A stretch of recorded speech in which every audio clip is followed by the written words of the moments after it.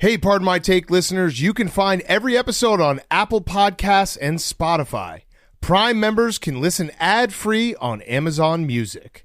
On today's Pardon My Take, we have a Two for Friday. One of our favorite old-time recurring guests is back, Mr. Portnoy. Great talk with him. We're going to get him back in the mix. We also have some NBA talk with the very smart Kirk Goldsberry. A little bonus Grateful Dead talk as well. We're going to recap some of the games we've watched.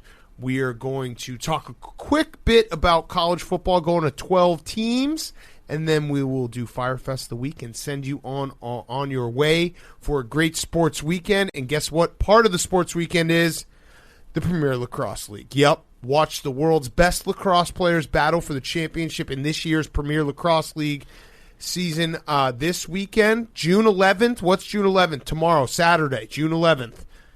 Yeah, right? Chaos versus Water Dogs. That's an L for us. No, June 11th is Friday. June 11th. It's the 10th right now on Thursday. What did I say? Did I say today? June 11th is today, Friday. Okay. Today, Chaos versus Water Dogs. L for us. Whip Snakes versus Cannons on Saturday at 12 p.m. Eastern, NBC, the traditional NBC. Chris Hogan. It's kind of funny that Paul Rabel puts himself on the big network. We'll hash that out next week when he comes in. We have a lot of things to talk to him about. Wait, he didn't play last week when it was on the Cock? No, he did. He did, but he got I think all games are on Peacock. Nope, Okay. I'm reading it right here. NBC, 12 o'clock, plus- Whip Snakes versus Cannons. Watch it live. Redwoods versus Atlas at 3 o'clock, NBC Sports Network. And then on Sunday, the Water Dogs take another L to the Chrome, NBC Sports Network, 1 p.m. Eastern. If they win one of these games, can you be a little positive? Yeah, I will. Well, no, if they win one of these games, it's because we motivated How them. about if they score on a power play? The 2021 PLL season will be broadcasted on NBC and NBC Sports Network with all 43 games streamed live on Peacock all summer long. June through September, the PLL will be traveling to a city near you. The season stops include Boston, already done, Atlanta, Baltimore, Long Island, Minneapolis, San Jose, Washington, D.C., and more. Head to Ticketmaster to pick up tickets or make sure to tune in. NBC, NBC Sports, or Peacock to catch the action. The sport of the future is here. You can find them at Premier Lacrosse on Twitter and at PLL on Instagram. Get involved. Our Water Dogs are playing. They're going to win, and if they don't, whatever. Do we have a hashtag for the Water Dogs? Hashtag Water Dogs. Stink. Last year it was hashtag every game is a revenge game. Yeah, what about, Hank, what were you saying? Hashtag on dogs? On dogs. Hashtag all dogs go to heaven except Water Dogs because they stink. Hell dogs. That's a long hashtag. All right, let's go.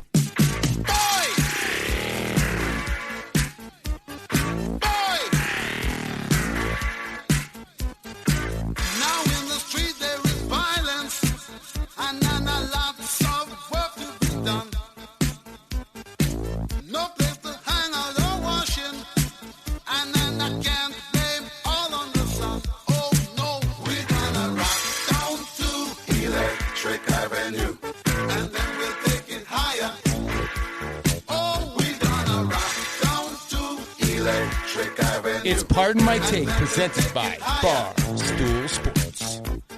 Welcome to Pardon My Take, presented by the PLL, Premier Lacrosse League, all weekend long. You can watch our team, the Water Dogs, most likely lose to the Chrome on Sunday at 1 p.m. Eastern, NBC Sports Network.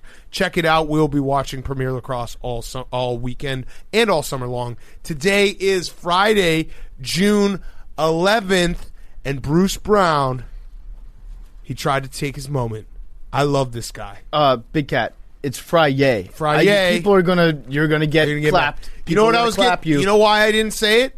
Because I was thinking about how bad the Water Dogs are going to play this weekend. Yeah, it So really I was in a affects. bummer. That's Bummer your Fyre move. Fest. Is we own the worst team in the history of sports. I want to give credit to myself real quick, little self credit. Jake's putting the stuff out there. Self credit. I saw the Water Dogs officially tweet being like getting better every day, and it was a picture of all of them in a huddle at practice. And I almost replied, doubt it. but I didn't. Okay, that's good. I heard some juicy PLL news, actually. You know the guy that got his finger bitten off? Yeah. The guy that got circumcised on his knuckle? Turns out his dad started the fight, allegedly. Okay, nice. In the lobby. A lacrosse dad started a fight because the player was talking shit about his son, and then it escalated. The guy fish hooked him, and that's how the finger got bitten off. So in my book, if you fish hook, if your finger is in another man's mouth, it's chomp on. Yeah, the fish hook is a great move. It's if so you can really get disrespectful. someone with a fish hook, it's very hard to get out. I mean, in UFC, when they had no rules back in the day, when they just make people fight all weekend long, the only rules were like no fish hooks. Yeah, That's it. We should make a fish hook bet. Jake, if I fish hooked you, what would you do? Probably scream because it hurts. Oh, okay. Yeah, that's All right. it. He's All right. honest. Hey, Jake has what never would you lied. do? You'd go for my balls. Easily. Like a badger. Right away. Just Scratch grab your on him. face. All right, let's talk some basketball. So though. Bruce Brown game. Bruce Brown, I love this guy. Well, he played well tonight. No, he actually. So there's a lot of Bruce Brown slander, which is probably okay to have for the final shot where. Actually, the final few minutes where he was shooting floaters. He said, fuck it, I'm going to take this game. Kyrie, KD, you guys never made a big shot in your life. It's Bruce Brown time. But that does kind of overshadow the fact that he did bring the Nets back in the second quarter when they were getting blown out by the Bucks. And an all-time throwback, felt like it was remember when the Pistons played the Spurs in the NBA Finals? It felt like that game where it was just bricks everywhere. Old school basketball, real ugly shit. It is nice to see a final score where teams are in the 80s. Just looking at it, not to watch the game, not by any stretch, but to just look at the box score and be like, yeah, I like it's something new. Like we're used to seeing 110 versus 116 for every single game. Yes, this is a nice little throwback. I don't hate that. And Bruce Brown, yeah, at the end, a little rush of blood to the head, but I think we should be fair. Joe Harris. This could also be called the Joe Harris game because I think he went 1 for 10, 1 for 11. He's our guy. Went 1 for 7 from 3 points. And I think in the interest of consistency, because if James Harden had this type of game, the one that Joe Harris had, we'd all be asking awesome. What kind of drugs was James Harden on? So to be fair, we should ask. No, since I think we should. Since Joe Harris had this game, we should wonder what kind of drugs was James Harden on tonight. Yes. Well, that shirt. The shirt was a I'm going out after this game shirt. Oh, it looked like the shirt that the worst kid in your class wore for picture day. He's going to Cruising Chubby's in the Wisconsin Dells after this game. It looked like what Bubba sees when he looks at a Magic Eye poster. Yes. Yes, it actually was. That shirt was fire for you, Bubba. By the way, I just looked it up. In that series, it went 7. The Pistons versus the Spurs, for all the young AWLs out there who don't remember basketball back in the day. 2005, so not even that far back in the day. 5 out of the 7 games, the losing team didn't crack 80. Game 7 was 81-74 Spurs over the Pistons. Game 1 was 84-69 Spurs over the Pistons. And you know what? I still remember that series because it was kind of fun to watch. Yeah. Mostly because you had Rasheed Wallace and Ben Wallace. The highest scoring game was 96-95. There was also a fun fact I saw online that the over-under missed by 65.5 points tonight. That's the most. They couldn't find. You someone, took the over. Yeah. Well, the second half over looked good in my mind. They were tracking all the way back to 2005. There hadn't been anything that was even close to that. The biggest was 60 points that it missed. This one missed by 65.5. It was an awful game to watch, but still exciting. And guess what? The Bucks stole a game. It's officially kind of feels like a series. Well, they stole a quarter tonight. They stole the first quarter. The first quarter, the Nets ended up with 11 points, I think. And it's tough to come back from that. Even at that point, I thought that the Bucks were going to end up losing by 10.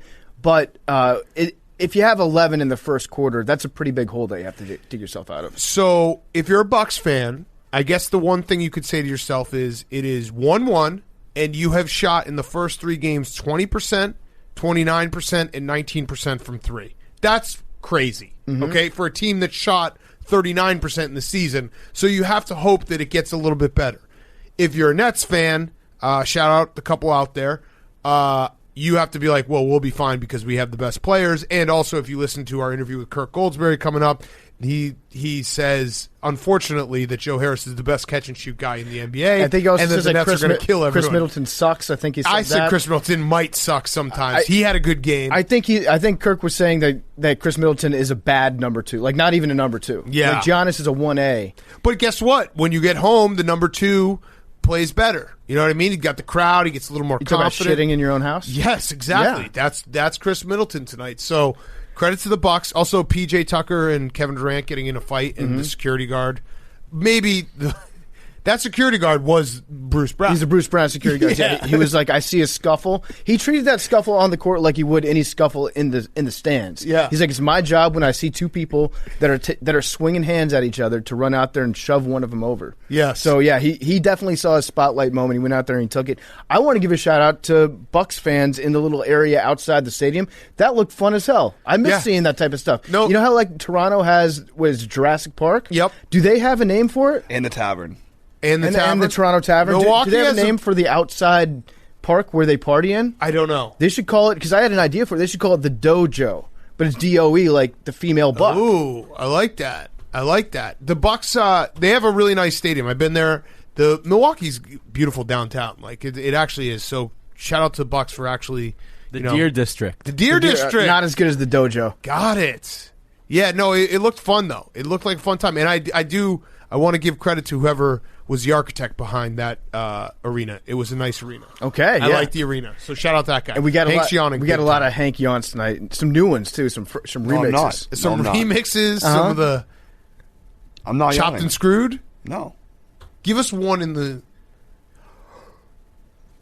Drop a new yawn. Hank. This isn't about me. I'm not yawning. My microphone is off. If I was yawning, you guys wouldn't hear it. So Yawns for the boys. Travis Yawning? Scott's for the boys. the last time, no, I'm not going to get trapped into this again. Okay. Please, Hank. All right, so that happened. The Suns are a wagon. Also, Blake Griffin played pretty well tonight Played on his defense. ass on off. defense. He Yeah. had a couple nice blocks. He had Yeah. a +2. And KD -6, Kyrie -4. oh, So the best of God the big damn it, three. Hank, give it to us. That was fucked up what you just did. Stop. Give us one. Maybe. Maybe. If you don't talk, Okay, yeah, Hank- don't talk to me and I might yawn. I don't want to hear you click your microphone off when you're about to yawn, okay? All right. All right, thank you. But yeah, Suns, Suns are a wagon. they are awesome. That kid who, it was perfect that it happened in front of Jokic, and it happened right after we talked about how he is king for all fat boys. And I'm not saying that kid was fat, but him ripping off his shirt was an all-time. That'd be so sick. And his Video. name is Blake, And which his is name is incredible. Blake. So Yes. Blake, big shout out to Blake up in the stands. It'd be awesome if he became NBA MVP at some point. Yes. And he got to point back to that moment. Yes. But that kid, I guarantee that kid's in the top 10% of basketball players his age. Yeah, and he also was can just just back holding people cash. down. I like that. Yeah. And someone was like, you got to get him on the podcast. I was like, I don't think so. probably not. We've interviewed a 12-year-old before. It didn't go so well. Yeah.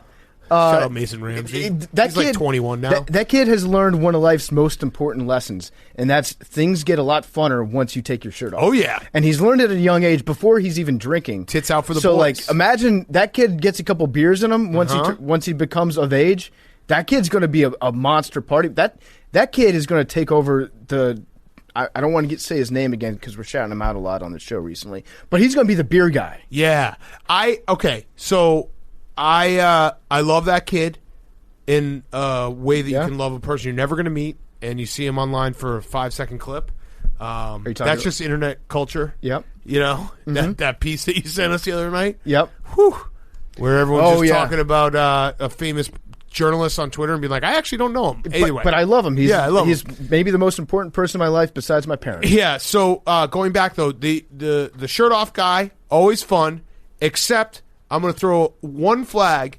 There is that one guy in everyone's crew that takes his shirt off because he's got a sick bod at times when it's not appropriate. Yeah. And that guy sucks. Like, it will be 62 degrees, and he'll be like, what? I'm just trying to get comfortable. Yeah. Or, like, you go on a bachelor party, and he never puts his shirt on all weekend. And then It's he's like, all right, yeah, dude. the best ability is your Ray-ability. Yeah, you That know what? guy. Try to make a joke. All Uh-huh. right? Yeah. So I agree. I think that you have to have a little girth to you to be able to do that, to make it a party move. Yeah. Otherwise, it's a weird move. So there is that big caveat. But that guy has learned an important lesson. Shout out that one time we were in Arizona for the Super Bowl. All of us. Yeah. And I took off my shirt, and the bouncer came over to me and said, you have to put your shirt back on because you're grossing everyone out. And I was like, okay, cool. That really hurt my feelings, but good, fair point, fair play. Did you see the fellas were yugging last night after the Suns game? Yes. So it's a movement. It's spreading. Yeah. It's like a real thing now. It's the most positive thing in the world. You just chug your drink, and then you send a video to all the other Suns fans in the world. See a chug, send a chug. Basically, except it's just with the fellas, and even chicks are fellas. Oh, nice. Yeah, you got to let everyone get involved. Oh, it's a very inclusive movement. It's just basically drink beer. It's like when Ches Hanks said White Boy Summer, and then 2 seconds later was like, for everyone. Mm-hmm. Yeah. All right, hockey. Hank, sorry, your Bruins. I know you live and die. Yeah, it's tough. Tough one at the barn last night. You guys are banged up, though. Yeah. Super banged up. Tuukka, in or out? I don't know. He's such a volatile. There's so many opinions on him in Boston. I hope he stays. I think he was hurt, and I think if he was full health, they probably would have won that series.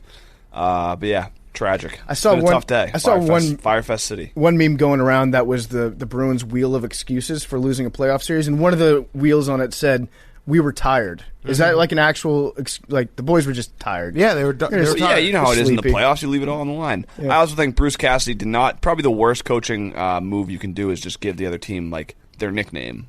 Yeah. Like he called them the New York Saints, and then all the Islanders are like loving it and calling themselves the New York Saints. They had like at the tailgate there was a band playing "When the Saints Go Marching In." So you can't do that was a huge mistake on his part. Because the thing, he was trying to get the refs to start calling penalties against him, right? He's like, they act like they're a bunch of Saints out here. You can't do that. No. You can't do that. Cannot do that. Oh, I forgot one thing about Jokic. So did you see the shirt that he was wearing? No. So he was wearing a shirt that was like his MVP shirt that he made for himself. It was a list of all the negative things that have been said about him over the years, like drafted 41st, you're too big, too unathletic, et cetera, et cetera. One of the things on the list was too skinny. What? Somebody apparently along the lines. Maybe he just threw that one on there. He's like, yeah, they doubted me. They thought I was in too good a shape. They thought I couldn't put on weight. Yeah. This frame can't hold enough weight. They thought the big quesadilla wasn't fully loaded. Oh, man. All right, so what else we got? We got the college football. What were you going to say?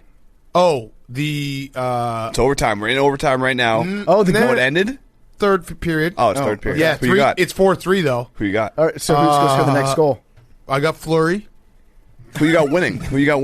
I got the Knights winning. And they're up 4-3. Ryan Reeves. I got Colorado. I'm going to go Colorado as well. Did you guys see Aaron Rodgers tweeted W right after the Avalanche tied it up 2-2? He can't wait to get to Denver. Can't wait to get to Denver. He's sending all the signals out there. Also, my fault. I forgot to start this week by saying this is the week that Aaron Rodgers gets traded.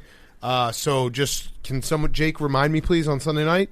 Because that's obviously why he didn't get traded this week. Yeah, okay. I said I was going to predict that he gets traded every week until he gets traded. I've got a prediction. I've been squatting on this take for a while, but I feel like now's a good time to unveil it about Aaron Rodgers. I think there's something telling me that he might just go off the grid entirely. Ooh. Like Aaron Rodgers might just not show up on a football field ever again. He might move to Ecuador and go live out in the rainforest with Shailene Woodley. He seems like the type of guy, gets away from it for a little bit, probably has had these conversations before where he's like, babe, what if we just walked away from everything? Yeah. Just left it all behind. We've got enough money. What's really important in life? You know, he gets a little bit of perspective. I could see him just like living in an ayahuasca hut, getting pictures of, like, he shows up in a market once every 2 years. Okay, so the only thing I'd add on to that is I see it. The only thing that I don't see is I do think he would be disappearing, but every like 2 months, tweet or Instagram something to try to go viral to remind everyone that he disappeared. Yeah. You know what I mean? Like, he has to be like, hey, guys, remember? I'm Aaron Rodgers, and I disappeared. It's like, but you didn't really because you're telling us. But he needs that, like, affirmation. Yeah, he might just, like, leave subtle clues. Or, right. like, even fake clues that he puts out there. He'll do, like, a random podcast, like ours. Yeah, like John McAfee. That's the guy that did the antivirus software. Yes. And now he's, like, living on a boat fucking whales. Yeah. Yeah, he goes on podcasts all the time, but he's, like, on the lam from the federal government. He'll appear in a Deadliest Catch episode. Exactly. He's like something like that. Yeah, he's going to go almost full J.D. Salinger just to show up every now and again to remind us that he's no longer here. But I mean, think about it. If there was one quarterback I'd love for or it to one happen. superstar athlete that might do something like this, I feel like it might be Aaron. I would love for that to happen. Me too. So let's just hope for it. All right, college football, 12 teams.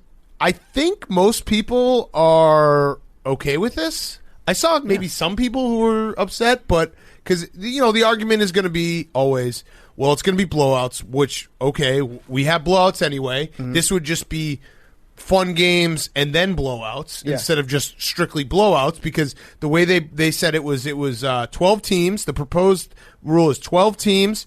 1 through 4 is the highest ranked conference champions, so Notre Dame gets a little bit screwed there, so they could never get a bye under this rule. And then 5 through 12, they match up, and then the top 4 seeds in that get a home playoff game, which is awesome. I love that idea. That part, someone tweeted out what the playoffs would have been a couple of years ago, and it would have been like Florida going to Madison to play in December, which would be awesome. Hell yes. Get some snow playoff games. Yeah, weird like games, weird shit. I like the idea of a home playoff game, too, in college football. Yes. That's amazing. There is a little bit of the passion that gets taken out of it when you see a game being played in, Atlanta, where neither team really has a home stake to it. But, yeah, I'm all in for that, too. I saw there was one person I talked to today that didn't like it. It was Big T, who's basically a cop. And his answer was, well, you're going to have teams that are just going to sure, you could have a 12 seed beat a 1 seed once out of every 100 times, and then that team gets to advance. It's like, well, yeah, that's kind of the magic of playing the games, and they're not going to lose. The number 1 seed is probably never going to get beaten by a 12 seed, but under his logic, why do they even play the games? Why don't you just give the championship to Clemson or Alabama every year? If you're a Tennessee fan, you should be pumped about That's what I told him. I was like, once every 7 years, you might get a team into the playoffs. There are really – I'm trying to think of, who would not be pumped. Notre Dame maybe – but no, Notre Dame even wins, because Notre Dame essentially would have the ability to have a team good enough to be in the playoff almost every single year. I hope that they make Notre Dame just play Alabama first round every year. Yeah, but it's this is I get it. I get the blowout factor. I understand that. But again, what is it right now? There's 3 teams that are better than everyone else every single year. They're Alabama, Ohio State, and Clemson. They always will be there. We'll have a first round that's competitive. Then they will play those teams. They will probably lose. We'll probably end up with the same winner every time. Mm-hmm. But the regular season, people will say, oh, the regular season doesn't matter as much. No, I think the regular season matters more, because it used to be if you have one game that you lose, you're out. Now the games at the end of the season, teams jockeying for those conference title games, for higher seeding, it all matters. And then, I don't know, I know this is probably going to end up with the same teams, but if you are a Power 5 school, if you are a school like a Tennessee or a Wisconsin, or somewhere where you're okay, we're probably never going to crack the top 4, this is good for recruiting. This is a good sell to recruits, to being hey, there's a path for us to get to the playoff. Mm-hmm. If you're a Power 5 school or a non-Power 5 school, you can actually, if you're going to Cincinnati, you used to be able to say, oh, yeah, we're going to go to the playoff. No, you're not. You're never going to get to the playoff. There's always a ceiling to what you can do. You can go undefeated. You still won't crack the top 4. Now you can make this argument that, yes, we will be in the playoff if we have a fantastic season. Come play for us. You can play at the highest level against some of these teams. Yeah, the argument that no one's going to care about the Iron Bowl if at the end of the season you're waiting to see if Auburn's going to be ranked number 3rd or 6th overall. I'm pretty sure that the state of Alabama and the country is still going to care about Alabama versus Auburn. And then the other argument is, well, you're just going to have people getting mad if they're on the bubble and they get left out of the 12 seed. It's the same argument we're going to end up having about that we do right now. It's well, no, if you look at college basketball, we have that discussion. It's a fun discussion to have all year, and then when it comes time to decide who's in and who's out, you have maybe 2 hours where you're oh, this team got screwed, and then you move on. Right. Because there are enough teams where you're okay, you weren't going to win anyways. And I'd like to actually hashtag thank you, Big Cat, because you're being selfless, right? Everyone who's opposed to this idea should look at Big Cat and say Big Cat is putting his own personal feelings aside for the good of the game of college football, because there is no team that stands a better chance of getting an 11 or a 12 seed and losing to Georgia by 40 points every year, pretty much, in this playoff system. Higher than that sometimes. Than Wisconsin. But you know what I'm saying. No, I know. We were. First thing I did was go back and look. I think we would have made the playoff 7 times in the last 20 years. That's pretty good. This is sick. Yeah. So I don't know. I get a couple of the arguments. The blowout thing, I understand, but that's never going to be fixed under the current system. There's always, like, the current system will continue to be the best 3 or 4 programs, will continue to be the best 3 or 4 programs and dominate it. Now, at least, you have the Pac-12 getting in. Like, you have representation. You hopefully get it evening out of, like, recruits, all these things. You might get a great MAC team in there. Who knows? Once every 20 years. Yeah, the MAC thing, I wish they had just been like, all right, and we also will give the 12th seed every year to the MAC. Yeah, would have been cool. But you might Throw get us a bone. You're going to get some of these Western teams Michigan, from smaller conferences that end up getting in there occasionally. Western and I Michigan, think that's a good thing. 2017, Wisconsin beat them, I think, in the Cotton Bowl. I think they finished the season. Yeah, what did they finish the season? Was that the team that we saw play in Detroit? Yes. What did they finish the season? They finished the season 13-1. What were they ranked, Jake? Can you find that for me?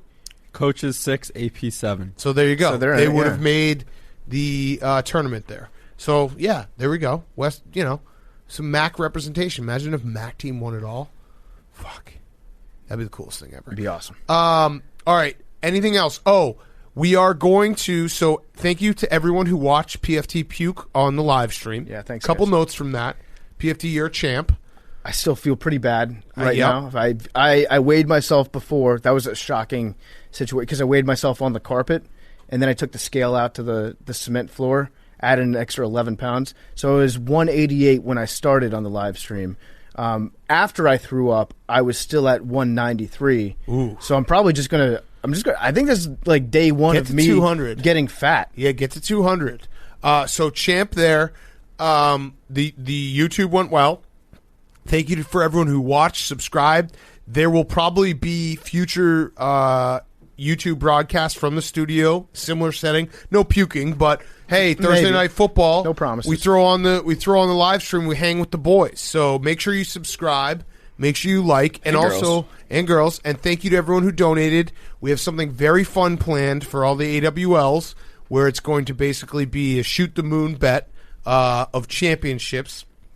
We'll talk about it next Friday once we get it up in the Sportsbook app, because we're going to put something in there so that everyone can have fun, and it's going to be awesome. And if we win it, we will probably stop doing Part of My Take. Well, it's going to be what, like $800,000 per person? I think we're going to make it more. I think we got to make it more. Well, here's the thing. So if we end up hitting on this parlay, we got to let it ride on Brooks at the Masters next year. Yes, and it all is linked to Duke, and it's basically insurance against Duke winning it all and me just being miserable. So, all right, what I said I did the right thing there. Mm-hmm. Oh, and Hank will have to get a cat to too. me again. Yeah, I did the right thing. I will get a cat. I wanted to say the other thing, and I didn't say it. Good. Yeah. Good. Credit to Big Cat. Yeah, credit to me. All right, let's get to our interviews. All right, so we got 2 great interviews. Kirk Goldsberry, we taped in the afternoon, so there were already some outdated takes, but we acknowledged that as we did it. PFT might throw up during this ad. So Kirk Goldsberry, great interview, though, tells us about all the NBA going on, and bonus little Grateful Dead talk at the end. Kirk is a big Deadhead. What am I supposed to do with this bottle Hank just threw me? Am I supposed to puke into that? You want to bring in the garbage? Hank just threw me a 20-ounce bottle like I'm going to put my lips Are you inside. going to drink it? Do you want to bring in the garbage? No. I'm trying to help. Oh, also, by the way, the USA-Mexico game, actually, you know what? We'll recap it on Monday. We're going to wait till Monday to... Yeah. Okay. Sunday's game. Last Sunday's game. Right. We'll wait a full Yeah, calendar people were week. mad we didn't talk about it on Monday no, or on Wednesday. No, let's hold off. Okay. Yeah, let's hold off. Wait, a lot of people probably still have it DVR'd. Yeah, so if we'll wait. you haven't watched it, it's the finals CONCACAF. of the final CONCACAF. It's basically a trophy like the civil conflict that we made up 2 years ago to have an important soccer game against Mexico. Monday. And maybe not Monday. Maybe another day. But we will get to it. We just ran out of time. All right. Before we get to Kirk Goldsberry, I don't know about you, but I feel like I'm always looking at a screen now more than ever. And whether you're an avid news watcher or in serious need of distraction, unplugging yourself is easier said than done. One of my favorite ways to rest my eyes and still get the content I'm itching for by putting in my Raycon wireless earbuds and listening to something great. Whether you're catching up on your favorite news podcast, binging an audiobook, or powering through your workout with a pumped-up playlist, a pair of Raycons in your ears can make all the difference. No dangling wires or stems to get in the way. Raycons come in a range of stylish colorways, but always with a comfortable in-ear fit for a more discreet look. I love my Raycons. They fit perfectly in my ear. I listen to a little Grateful Dead when I'm walking with my Raycon earbuds in. So make sure you check out Raycon. They are very, very comfortable. They're the best earbuds out there. So they have enough battery life for 6 hours of playtime. You can unplug for a while. The best part, Raycon makes great sound accessible to everyone with wireless earbuds starting at half the price of other premium audio brands. Raycon's also offering 15% off all their products for all of our listeners, and here's what you got to do to get it. Go to buyraycon.com/take. That's it. You'll get 15% off your entire Raycon order, so feel free to grab a pair and a spare. That's 15% off at buyraycon.com/take. Do it for Father's Day. Buyraycon.com/take and get yourself some unbelievable earbuds and unplug every now and then. Okay, so buyraycon.com/take, 15% off. Do it right now. Here is Kirk Goldsberry. Okay, we now welcome on recurring guest, Kirk Goldsberry. He is an analyst, NBA analyst on ESPN. He also is a New York Times best-selling author, no big deal, sprawl ball, and a professor.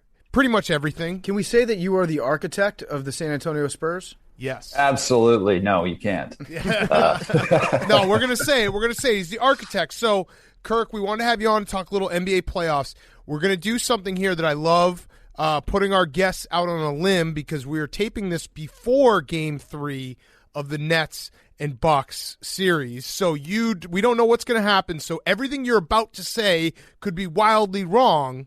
But what the hell is going on with this series? Is it the Nets are so good and we just didn't realize it, or the Bucks are a fundamentally flawed team that will always have this type of ceiling? I got to go with the first thing. I think the Nets are a legit super team. These guys are missing James Harden, arguably the greatest offensive player in the last few years, and they are still crushing it with Kevin Durant, who has snapped back into pre-injury form and looks like his old self.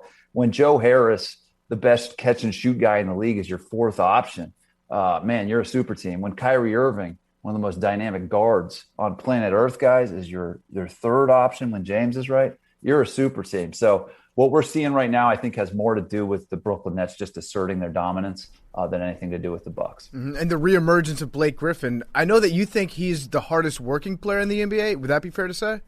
Well, he's a Blake of the Year candidate for a reason, and I think that has a lot to do with his heart, man. And it is a really actually inspiring story. I'm not going to get too sappy, but watching him, I think he's the hardest playing player in this series, PFT. He's diving for loose balls. He's taking pride on the defensive end of the court, and he's really setting the tone by keeping Giannis at bay, at least in these first few games, with his physical and savvy defensive stuff. So I didn't see this come. I like a lot of people, Blake Griffin was not a big part of NBA discourse the way I saw it, but here it is. And I think it's one of the best stories in the league. And the fact that it's happening on defense in this series, PFT, makes him a solid Blake of the Year candidate, in my opinion. So you mentioned loose balls, diving for loose balls. You have incredible charts and advanced stats, and you put it in a beautiful way. But the one thing when it comes to like watching basketball, and I love this part of the game, is when I always judge, like, if a player is pissing off the opponent, how a loose ball, like jump ball, scrum goes. And in the first game of the series, Bobby Portis basically tried to choke Blake Griffin out, which tells me he's doing like all the right things to out-muscle, out-hustle everyone. Do you have any stats for that? Like how aggressive? Because it does usually, like when someone gets very aggressive in a loose ball setting and like goes a little extra, it's usually because the guy's just pissing him off and he's under his skin and able to like, kind of use that extra hustle to bother him. Yeah, I think there is something to that. The stat I can give you is that when he was guarding Giannis was 4 of 10 in game 2, and his average shot distance was 16 feet away from the rim. Giannis is the guy who stirs that drink in Milwaukee. If he's getting to the rim, it's over. You can't beat them. And Blake is really just cutting it off there. He is not letting Giannis get to those dunks and layups. And with that is their spirit animal in Milwaukee. Giannis getting to the rim is the most important thing, and that is exactly what Blake has been able to take away, is his penetration in those easy buckets that we've gotten used to seeing from Giannis Antetokounmpo. That's interesting because if you look at the Nets, you wouldn't say like, "Ooh, they have an incredible rim protector like a Rudy Gobert," but they're able to protect the rim in other ways. You're saying, yeah. The biggest question, Big Cat, coming into this postseason for the Brooklyn Nets was their defense. Remember, one of the sort of golden rules of NBA analytics is that if you don't rank in the top 10 or 11 in defensive rating at the end of the regular season, you're not a championship contender. Literally, every champion for the last 20 years has checked that exact box. These guys ranked 22nd in the NBA in defensive rating at the end of the regular season. That disqualifies them according to that sort of piece of conventional wisdom. Now, what they're doing in this series is showing that they're a better defensive team than that. And that has a lot to do with Blake protecting the rim. But that rim protection really starts away from the rim by cutting off Giannis's drives, who is their 1, 2, and 3 best rim attacker for Milwaukee. So they don't have a Rudy Gobert. They don't have a DeAndre Ayton, but Blake is kind of doing that by stifling Giannis's rim attack. Have we ever seen that before in super teams? Like we talk about flipping the switch when it comes to playoffs. I feel like we say that every single year about LeBron, where he's like going to the playoffs, and you're like, well, he's going to end up becoming LeBron at some point and flip the switch. Can you flip a switch on defense? Yeah, I think you can. I think PFT, the last Warriors team did that. I think they ranked 11th. Compared to, their 3 championships, PFT, they ranked first in defensive rating. The first one, second in the league. They were a defensive juggernaut. But that third one, they had dipped a little bit. But when it came time to lock it up, they did that. And then the Lakers are a famous example of that, too, when Shaq would play his way into shape during the season. Yeah, yes. And by the end, he had played his way into shape, and then nobody could score on them by the time it counted. You might be one of our favorite nerds that we have on. You're like the coolest nerd. Mm-hmm. You talk about nerdy stuff, but you're deceptively smooth in a way. We always talk about like the unquantifiable stuff about sports, like grit. We love grit. Is there a way that using your data visualization, your fancy Greek numbers and whatever that is, can you quantify grit? We're getting there, but no, and that's sort of the beauty of grit and this stuff. That's why we love to watch it. I know PFT, you're a big playoff hockey guy, and that's a sport where that stuff really shows up, and it's really hard to quantify with a team or an individual player. We just talked about it with Blake Griffin. I think the league is getting closer to it. We're tallying hustle stats in a way that we weren't doing like 10 years ago, deflected passes, loose balls. So we're getting there, but no. And then there's the opposite of grit is what would you say is that softness. And we see some of that too in the playoffs, don't we? And we don't quantify softness, and mm-hmm. I think that is an interesting thing, but that's why, by the way, isn't it great that the fans are back in these buildings, rattling these guys? Yes. Guy Fieri's out there yelling, scaring people, scaring the kids. And it's great in Phoenix and Utah, but we can't quantify that stuff. Who's getting rattled? Giannis is 2 of 10 at the line. That's mental, dude. So we don't have numbers that quantify that other than just the outcome. Do you have can you quantify like biggest head cases in the league? Like guys who in late game situations, their free throw percentage like takes a noticeable dip. If you have enough like stats to put that together, can you be like, these guys are the choke artists? Unfortunately, Giannis is one of my favorite players, but in the playoffs, especially in some of the most important playoff series of his career, and again, he's one of my favorite players, the numbers are pretty bad. In the Toronto series, when they almost went to the finals and Kawhi sort of ripped their hearts out in 2019, Giannis was at his worst in those close games. And again, in this series versus the Nets, when they need him to be his best at the free throw line, he is 2 of 10 so far through the first 2 games. So, yeah, we can look at that stuff, and it's a human thing. I mean, I always tell players that I know is like I would be terrified up there shooting free throws in Madison Square Garden with all these eyeballs on there. So it's just human nature that some of these guys have a harder time than others. All right, so you mentioned Kawhi. Let's do that series real quick. Put you out on a limb. Another one that has a second game tonight. So the Jazz are incredible defensively. Donovan Mitchell was incredible game 1. That's like their next level when he is playing like that. How do you see the rest of this series going though? Because Kawhi, the Clippers Mavs series, he was incredible, off the charts. You could argue, the best two-way player right now in the playoffs. But how do you see the rest of this series? And does it hinge on playoff P not being playoff poo-poo or whatever? What are we calling them? Playoff PU? Playoff L? Yeah, we call them playoff PU. Yeah. Pandemic P has been used. I've never used it, but I've heard it uttered by other way folks. Off P, yeah, lay off P. Yeah. These are all really high level stuff here. It does come down to Paul George, I think, Kat. I think that he has to be good because this is not last year's Jazz team. This is the first team in NBA history that's averaged over 50 points per game on threes alone. They're the best 3-point shooting team, arguably in NBA history, better than the Dubs, better than those Rockets teams. And last year in the bubble, they struggled, but they didn't have Bogdan Bogdanovic there, who's a really good scorer. And this year, their offense just looks a lot better. Rudy Gobert is obviously the best defensive player in the league, and he won that game with that block shot in game one.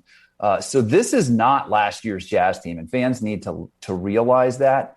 The other sneaky thing that I think is really important in that series, guys, is the fact that LA doesn't have a home court advantage much at all because of the way that the coronavirus protocols are different in California versus Utah. So these Utah games, as we've seen, they're nuts. And then you go to Staples and it's almost like a neutral site.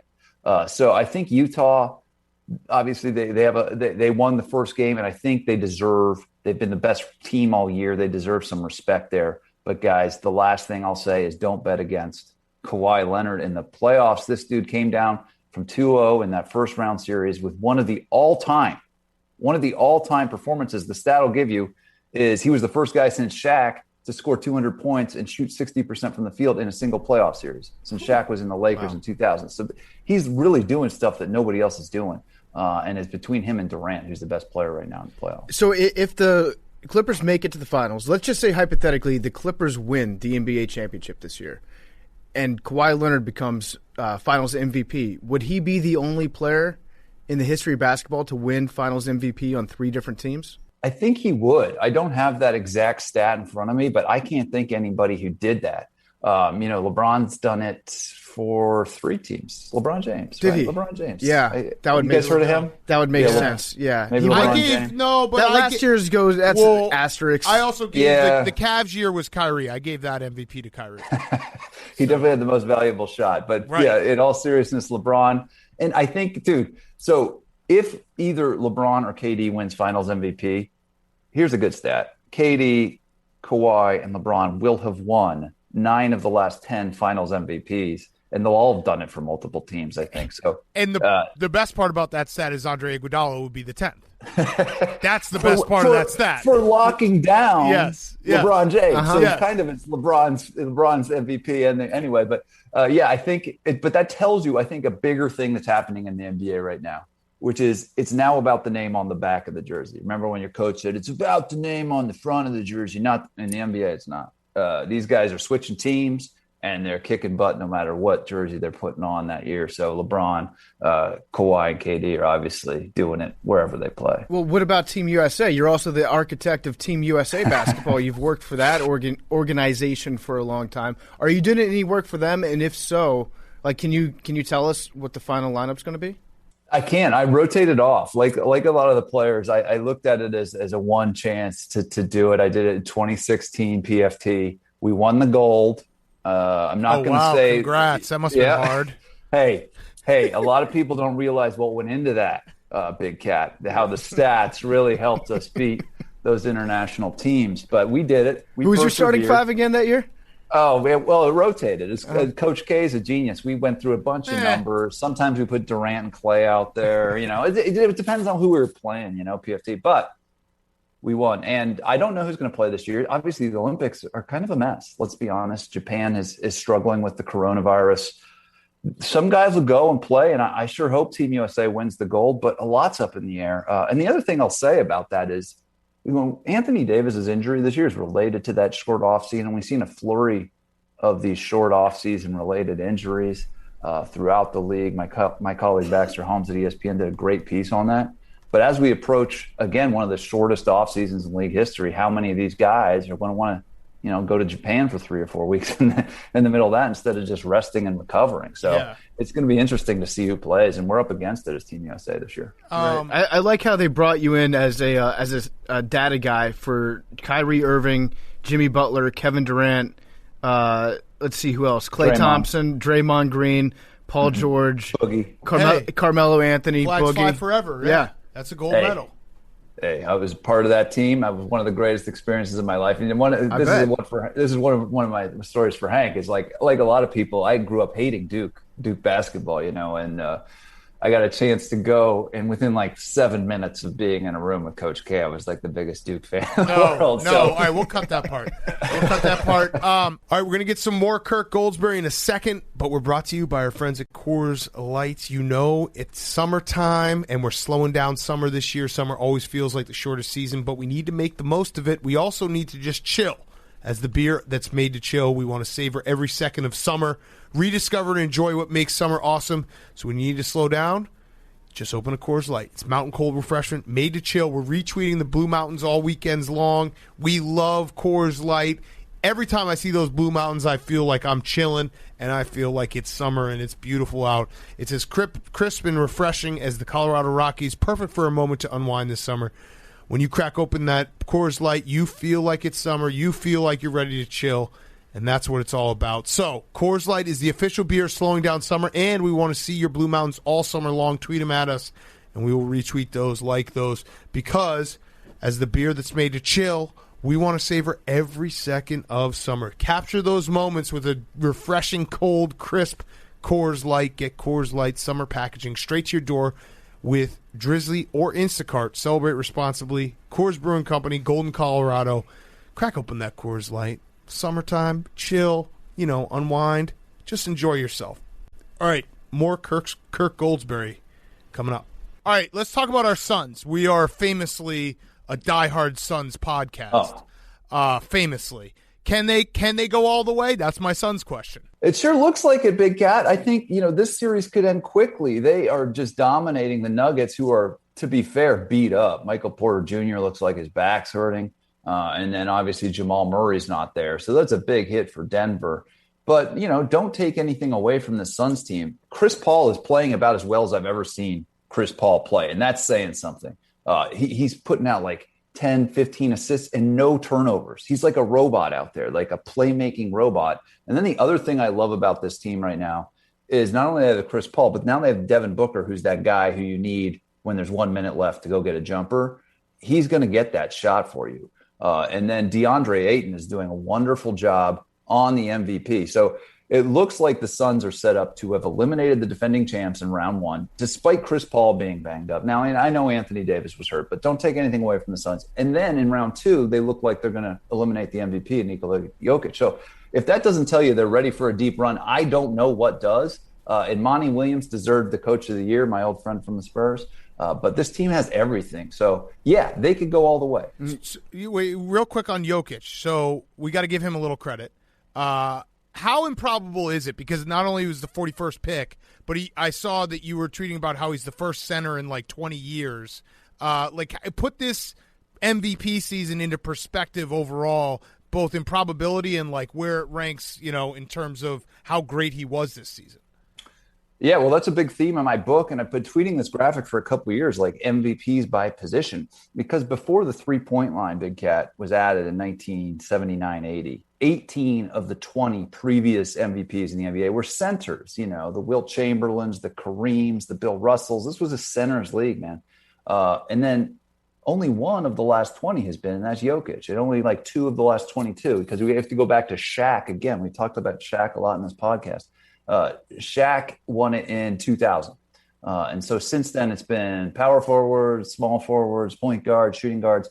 But the significance of Jokic is he's made big men great again. And the guy who's the runner-up, Joel Embiid, looks like he could be MVP if he could play a full season. Because one of the reasons that it was a runaway for Jokic this year was just that Embiid missed a lot of time, like a lot of guys this year.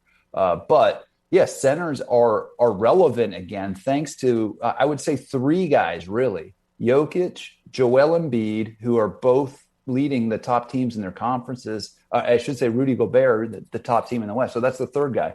Gobert, Embiid, and Jokic, 3 great centers at the beginning of their prime. So centers are back, long story short, in this Jokic MVP thing. What is it, hot seat, cool throne? Whatever. Yeah, you guys should use centers. Yeah. Centers are back. I'd like to see a return to like just the bang, like the hard elbows, playoff fouls, nobody flies in the paint. That old NBA for a little bit. It'd be a nice change of pace. Are you one of the guys that also missed on Jokic? You know, everybody missed on him. There's been like just a running laundry list of people for the last like 4 days just putting their hand up and be like, I missed on this guy. Everyone missed on him. What was it about his game that was so confusing to scouts back when he was a teenager? Well, it's a little bit like the NFL draft. Like, we get seduced by the measurables, right? And this is something that Jokic does not have a lot of. He's a big, plodding, slow guy. He doesn't have switchability. He doesn't have lateral quickness. And I don't think many scouts really saw his ability to shoot at that time becoming so good. I mean, he essentially can shoot like Dirk. I know that sounds like sacrilege to some people, but his numbers back it up. And then there's the passing. And once this Denver Nuggets team started to play through Jokic on the elbows, he's one of the best playmakers, period. Not at the center position, period, in the NBA. We missed on him because he's not a great athlete. And at that time, we sort of skewing away from large players who couldn't switch defensively. And, man, he's one of the most skilled players in the league, period. And he's kind of goofy to watch and quirky. But isn't that what we love about basketball? It's like there's so many different ways to be great. And that's what I love about Jokic, is he's just different. Yeah. We've never seen anything like it. You brought up the Sixers a second ago. I had a take that I felt like this was going to be a series where it might go 7, but none of the games are going to be super, super close. That might be wrong. I've been wrong before.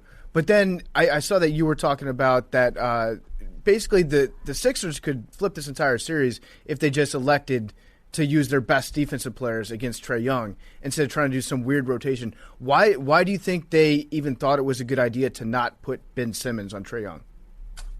Probably because they wanted to save his energy, because Trae Young's a giant pain in the butt. And, we did this when we were the Spurs, and we had Kawhi, but we wouldn't throw Kawhi on somebody until we had to. And that's exactly what Nick Nurse did in those 2019 finals when he was like game 3. Is like, I guess we could shut down Giannis with Kawhi, and then the series changed. And again, with Doncic, we saw Ty Lue finally play the Kawhi card to shut down Luka. So Danny Green has an interesting career. I used to work with him at Spurs, and he was our primary defender on guys like Harden and KD in big playoff series until we really needed Kawhi. And that's essentially what Doc did in this series, right? And he tried to get away with using Danny, who's a little older now.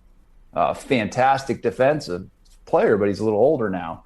Ben Simmons is an absolute stud, and so is Matisse Thybulle, who I think a lot of Philly fans would rather see on Trae Young at this point, and the numbers back it up. And guess what? I think Doc's already made that switch.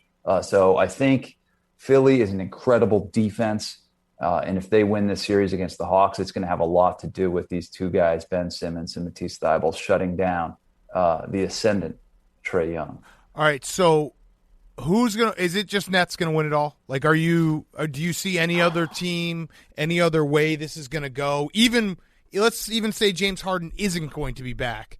Like, are they just that much better than everyone else from an offensive standpoint? It kind of seems that way, and I didn't see this defense coming, and I thought the Bucks were going to give them more of a fight, and they still could, but it sure seems that way. Nobody is stopping this team on offense, and if they can just play passable defense, which they've exceeded that passable margin in the first 2 rounds, in my opinion, they look like they're going to certainly come out of the East. I mean, Embiid is now banged up. The Bucks look like they can't hit a shot, and you can't beat the Brooklyn Nets if you can't hit jump shots, folks. And you're not gonna lose if you have Kevin Durant and if James Harden comes back. Like, geez, this is without Harden.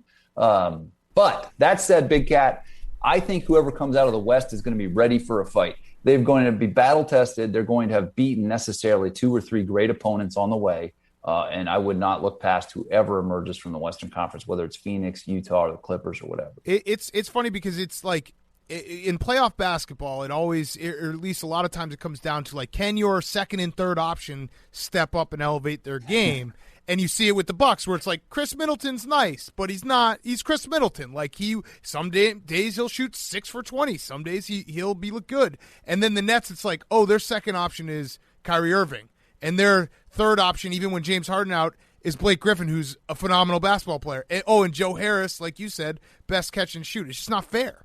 Yeah, and then you got guys like Mike James and, Landry Shamet out there who are overperforming too. Everybody is playing well. I think I looked at the non-big three nets in the first two games of the Bucks series. They're averaging 66 points a game, and they're essentially 50, 40, 90 guys, meaning they're making 50% of their shots overall, 40% of their threes, and nearly 90% of their free throws. In other words, they're playing like a superstar collectively. And we weren't expecting that. I think coming into the playoffs, one of the big sort of question marks around the Nets was defense, as we already talked about, but whether their depth would show up. And both of these question marks have sort of been answered, at least in the first few rounds here. And it looks like Steve Nash deserves a lot of credit for putting this team together. They've been playing different lineups all year, but somehow they've coalesced at the exact right time and are playing, to my view, the best basketball in the league right now. So if you've got a superstar team and it's pretty much, it sounds like a given that they're going to probably win the NBA Finals, you have to come up with other hypothetical debates to keep yourself, I guess, second guessing really how great they are. So the two that we thought about the other day are, one, could these Nets beat those Warriors? Could this KD team beat his old KD team? And then after that, you get to determine where they rank on the pantheon of greatest NBA teams of all time. So what do you think? Are these Nets better than those Warriors? I don't think so. I'm not going to give them that yet, PFT. There's one big reason and a few small reasons why. I think those Warriors teams, as we talked about earlier, were defensive juggernauts and offensive juggernauts. As I mentioned earlier, they ranked in the top 1 and 2, their first two championships. You think about Draymond Green, Andre Iguodala, Sean Livingston. These guys were a pain in the butt on defense. And, of course, the Splash Brothers and then those Durant years were pretty good. Talk about a third option. There was times when Klay Thompson was a third option, and that's just ridiculous. So they were a pretty good offensive team. And I'll take pre-injury KD over post-injury KD, even though it looks like he's playing pretty well. And I'll take Steph over Harden by a narrow margin.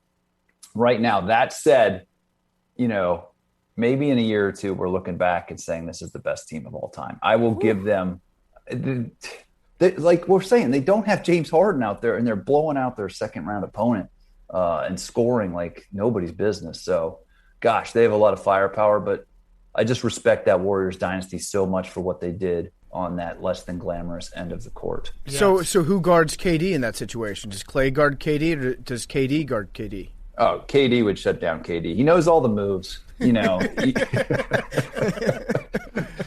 would have a hand in the face. He would know where he was going before he went there. He would be the greatest defender of Kevin Durant of all time. Yes. And then the other hypothetical was, do you think that these Nets could win an NBA title if everybody in their starting five had to score the exact same amount of points every game? The Suns almost did it last night unintentionally. Yeah, like an egalitarian model, Marxist, like Sean Marxist style. Yeah, but the other team doesn't know. So they can't be like, oh, Kyrie's got 20 and KD's got 8. They're going to try to get KD to 20. So would all five of the starters have to get the same? All five of the starters have to get the same. The bench can do whatever, but the five guys. It's going to be Joe Harris, because if I pick up on this and I'm the other team and they don't know, I still need Joe Harris to get to 20. Yeah, he can.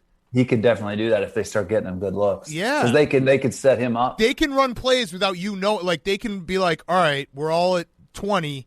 We got to get 2 for Blake and 10 for Joe Harris. They're all running plays for Joe Harris in the third quarter. I really think they could do it. I think they could probably do that. I think that's how good they are. I think Blake Griffin and Joe Harris as off-ball threats. If the other team didn't know what was up, they could all get exactly 25 points and end up with 125 at the end of the night. I hope they do it. Just if they're up 3-0 in one of these series, just try it, Nets. Don't be cowards. Yeah, just fuck with people. All right, I got 2 last things. One is Father's Day is coming up, and we're going to plug this. You didn't even ask us to do this, but it is so goddamn cool. It is the Naismith International Park map. Kirk made this map. It's got like basketball history on it. It's very cool. It's on the goldenhexagon.com. You can find it also a link in his Twitter bio. It's $50. If your father loves basketball, that is the perfect Father's Day present. Or if he loves maps. But it's also we always any get dad in your life. Doesn't have to be your dad. Big Dad, first of all, thank you. You guys are very generous for doing that. But I am proud of this project. It combines my love affair with cartography and map making with the NBA and college basketball and women's basketball. It is basketball history on a map. So I appreciate you guys doing that for any dad in your life. Yeah, the goldenhexagon.com. I appreciate you saying that. Yeah, no, it actually is awesome because I love maps. I want to see, every March we do trains. Yeah, and trains. We do this thing every year where we talk about brackets nonstop for a month. I would like more things to be, more data and more history to be represented in map form because I will sit there and I will stare at a map regardless of what's on it for probably 30 minutes if you just put it in front of me. They're the most powerful documents in human history, PFT, and I think you're just attracted to that. I think you're attracted to that as a man. Attracted to power. As a little red. But this is actually this is one of those things where you're thinking, what do I get my dad for Father's Day? Don't get him a book or a tie or something like that or like a steak. Get him this because then he'll be like, wow, you really put some thought into this. Like you really thought about this present, but really you just listened to part of my take. So that was a free. That's the way to impress your dad on Father's Day. There it is. All right, I had one last question, and this is now we're going to get niche audience here, so people just deal with it for a couple minutes. I didn't realize you were a deadhead. So huge. I am as well. I had a couple questions for you. I think I actually realized it when you responded to one of my tweets.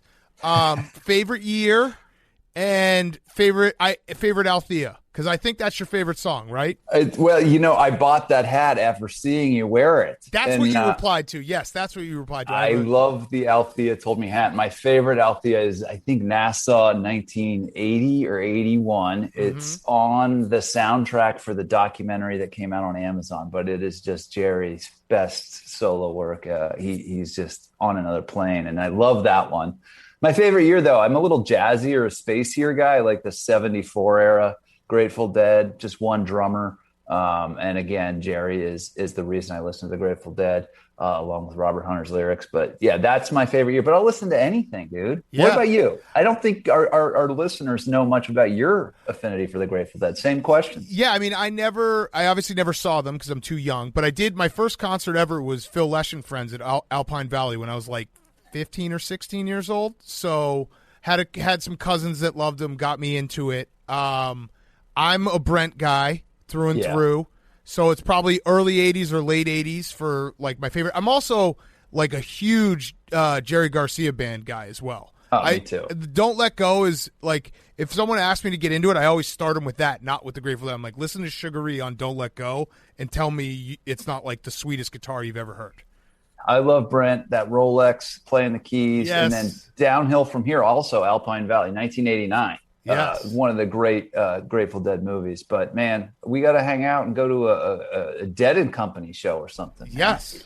How many different concerts do you guys have in your head at any given time? Like, if you were to just name a city and a year between 1975 and 1990, like if I said Red Rocks 91 is my favorite show, is that a show? No, I don't think they played Red Rocks in 91. They were playing bigger arenas at that time. Yeah, Red Rocks only hosts it's like 7. And Bob Weir just played Red Rocks this week, man. Yeah, that was more like Soldier Field, Nassau. Yes.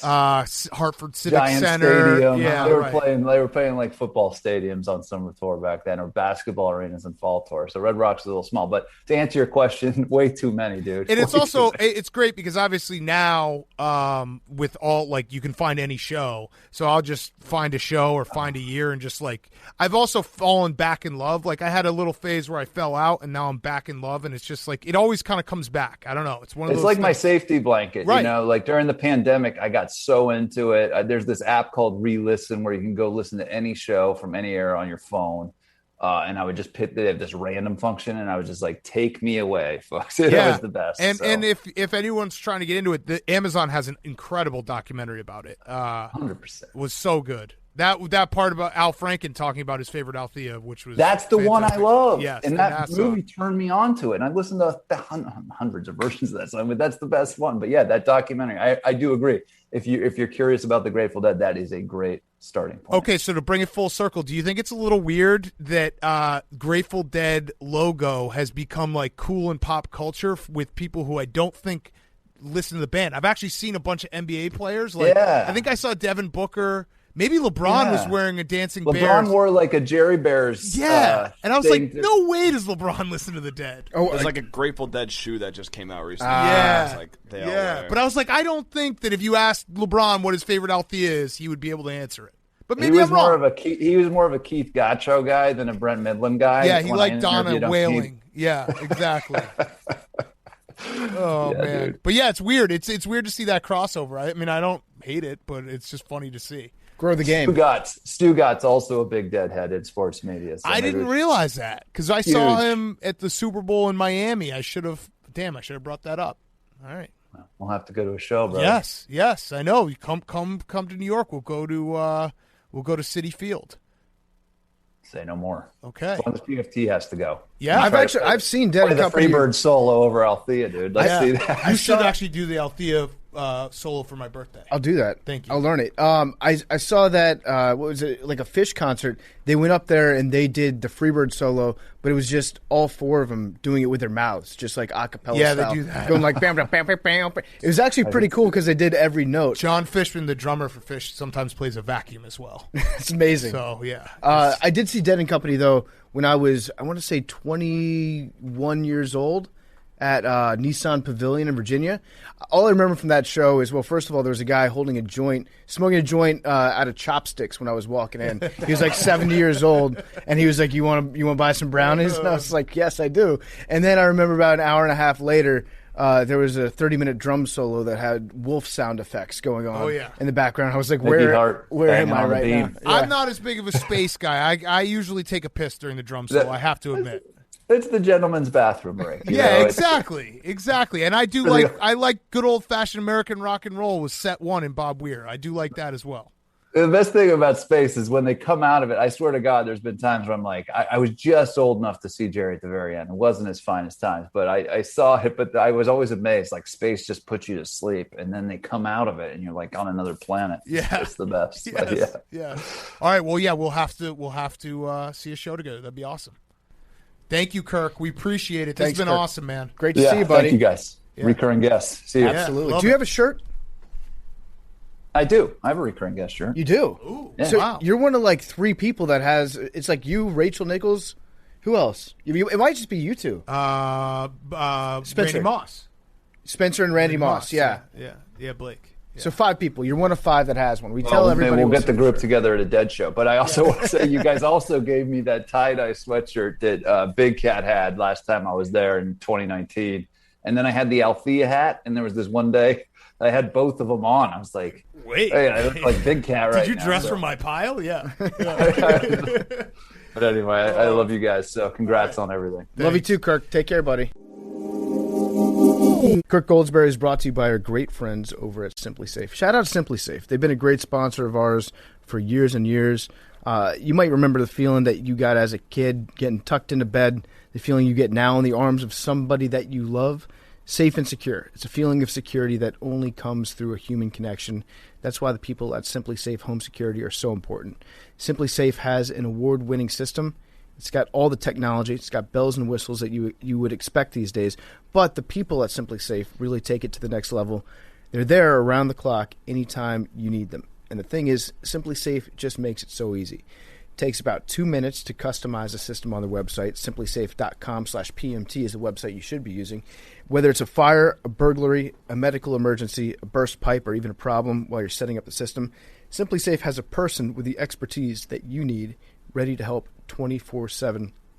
And when you know that there's someone always there to help, well, that's a feeling you just don't get from any old security system.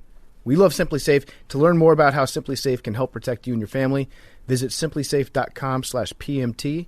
Customize your system. Get a free security camera. You can also get a 60-day risk-free trial. There's nothing to lose. That's simplysafe.com/PMT. Now, here he is, Mr. Portnoy. And now for something completely different. Okay, we now welcome on the number one. Is he number one? No, Blake Bortles was. He's the number 2 recurring guest of all time. He is our lawyer. It is Mr. Portnoy. Me and Blake Bortles. Yes. Yeah. Nice company. I never thought we'd be mentioned in the same sentence. Well, there it is. I want to ask you about your health and how you're doing, but first I want to just clarify something. When we texted to set this up, you responded, I sent you the Zoom, and you said, Zoom expert. I was kidding. Oh. It was A little sarcasm on my part, which you apparently didn't pick up on. I did not. I thought maybe you had become a Zoom expert in the pandemic. Like you told me a long time ago, and I didn't know what you were saying. You were talking about parity, and I thought you were talking about parity meaning equal, and you were talking about parity being comedy. Right. But I thought we were talking about things being parody, that this is parody now, not this is comedy now. Right. You got it? Okay, so we're on the same page. How are you doing? I know that you got in a fight. You should see the other guy. Right. You're doing okay? Okay. This was not pleasant, trust me. I hit my face first on a sidewalk cement. And people say, how did that happen? I have an idea to some extent. I remember I was walking along the sidewalk. The cement on the sidewalk was raised. I remember that. And I walked beyond it. I know I did. And I have progressive sunglasses on, and it was dusk, I want to say. So I think what happened, and I know I walked over the first a piece of cement, and I think what probably happened was that my sneaker, the heel of my sneaker, might have caught in a part that I didn't see. I went down like a shot. The next thing I know, there's a place called an assisted living place. Was what in front of it was right where I fell. Oh no! I'm bleeding everywhere. Oh no! I ran into the assisted living. Of course, the first thing they said, "You're not allowed in here." Well, they're like, "Well, maybe you should be here." Or they're like, "What room are you, sir? I'll get your attention." Yeah, I wasn't in the mood for any parody at that point. Right. But so when they saw me bleeding, they okay, come on in. So without boring you with the gory details, 20 minutes later, I'm in the ambulance going to the hospital. And I'm in the hospital, and they do a lot of tests because I fell. So I was there for the better part of a day. And I had a big bruise under my eye. But fortunately, that's all it was a bruise, because no blood leaked into my eye, which might have been a fairly serious situation. Yeah. So that was all right. But my eye looked like I got hit with a baseball bat. It's much better now. But I had stitches on both my hands, my right hand, and I have on my finger next to my pinky finger on my left hand, I got a small splint in there because there's a slight fracture in the tip of that finger. I want to tell you, because I've always been someone, even when my daughter was in college, I always remember this. I used to give them a laugh, because when I walk, even I'm talking about a long time ago, I'm not someone who raises my feet maybe the way I should. I shuffle along. So I was walking. I always remember this. This used to be entertainment for my kids. I would walk in the dorm with sneakers on, and after 3 seconds of walking, I would start to trip because I wasn't raising my legs. And of course, all of these things, have been a long time. The only thing that came up out of all this, which maybe, I don't know, maybe it saved my life. I don't know. They did a CAT scan on my kepi. Mm-hmm. You know what a kepi is. Mm-hmm. Tell your partner there what a kepi is. He probably doesn't know. What's a kepi? I don't know. Tell him. It's your head, right? It's your head. Okay. See, the Yiddish word for head is kepi. Got it. All right. So if somebody says you got a good-looking kepi, that's a compliment. Okay. I've been wondering that for a while. What people mean when they say that to me. Yeah. What's that? I've been wondering what people mean when they say that to me. So thank you for clearing it up. Have you heard it before? All the time. Really? Yeah. You're a pain in the kepi. He's doing parody. He's doing parody on you. Yeah. Anyway, everything on and I had a whole battery of tests because I fell. The only thing that came out was the fellow that was, I guess he was the nurse practitioner. The only thing he said to me, there's only one thing here. The thing shows you have fluid in your brain. Whoa. After that, I didn't hear a word he said. Mm-hmm. I mean, I said, what the hell are we talking about here? Fluid in my brain. So then I talked to my internist, I guess a couple of days later, and he says to me, this is on a visual call, he says to me, you have a high amount of fluid in your brain. What? Again, I didn't hear a word he said after that. A wet All brain. I'm hearing is, am I going to die? Right. And then, make a long story short, it is the long story. I end up with talking to a neurologist at the Mass General, and he didn't make it sound like it was it is not a good thing necessarily, but it's not something that people don't have. It doesn't mean you're on the way to the cemetery. Okay. But, so I'm going to have some more tests now. Okay. And and he checked my walking, I walk fine. I walk 2 miles every day. So that part of it I know is not a problem. One thing I do have a problem, I'm hesitating telling you this very much because you're going to, again, make parody out of it. No. Nope. So I'm working for you here. I have, and you can ask Smitty about this, cousin Smitty from my ex-show. He knows all about this. One of the tests they give you, the neurologists, maybe you've taken this test. You guys are too young. They say to you, when you first hook up with the neurologist, I'm going to ask you to remember, I think it's 3 or 4 words, and then we're going to talk a little bit. And as we talk, a few minutes later, I'm going to ask you to repeat those words, okay? I've done it during a physical. The first couple of times, maybe the first time I did that test, I flunked it big time. The second time I think I had to do it, I found out a way to game the system, and I passed the test. This time, I am there's another word, flump, I don't know, submished. I mean, I am nervous about what the hell is going on here. And I flunked it again this time. I mean, I didn't, I just didn't, I wasn't with it. You know what I mean? This is bothering me. The other thing they ask you to do, which I flunked miserably, and this has all to do with your memory abilities. All right. You guys are probably A1, you're young. I was probably not A1 when I was young. You got to draw a clock. Yeah. And you got to draw 12 and 6 and the numbers. And then the neurologist will say to you, point to 415. Flunk that terribly. Number one, because I'm a terrible artist. I can't even draw the clock, let alone pointing out where the numbers are. I got some issues. I'm not denying it. I got some memory-related issues. When we were on the show with Smitty and he used to write, he was getting a laugh. I wasn't doing this for his entertainment, but I got to a point where I had a list of words that I would not remember when I was on with him. I had to write them down so that I would get them. And now for some of these words, I have little tricks that I use to remember the words. The thing that happens is that this is scary. I'll remember the word, and then a few minutes later, I can't remember the word. So it's not good. I'm not dying, but am I going to have Alzheimer's next week? I hope not. But I mean, you guys aren't laughing because it's not funny. No, I was worried about you when I heard that you fell. I was genuinely worried about you. Can we give you 3 words right now? No. Well, let's try it. Let's try it. We'll make it easy. No. Yeah, we'll make it easy. First one, Uber.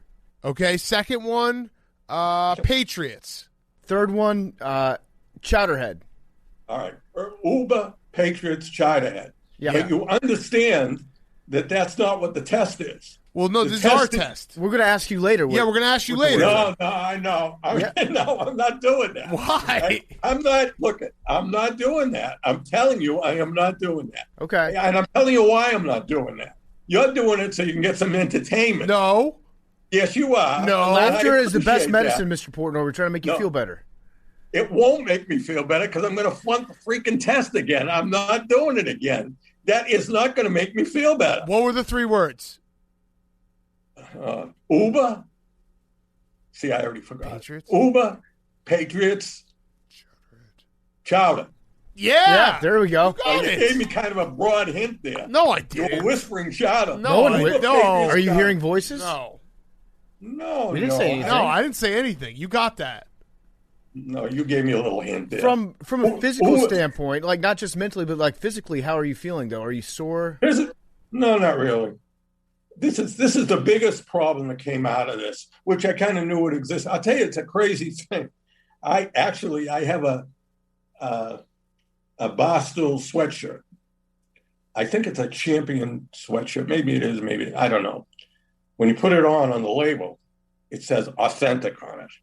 Okay.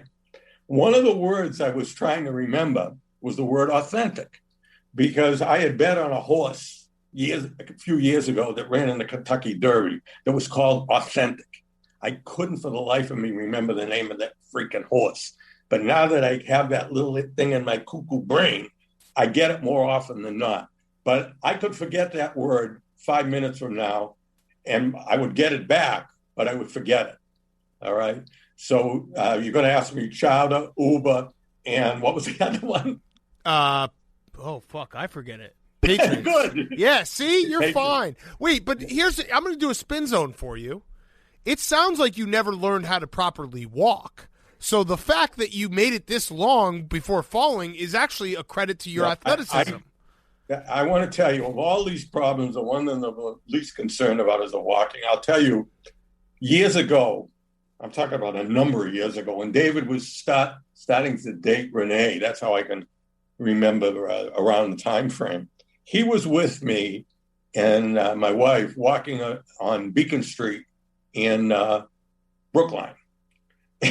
And I've occasionally tripped, and I did trip and fall. And it was like in slow motion. If you've ever done this, sometimes it's a very slow thing. And that was in slow motion.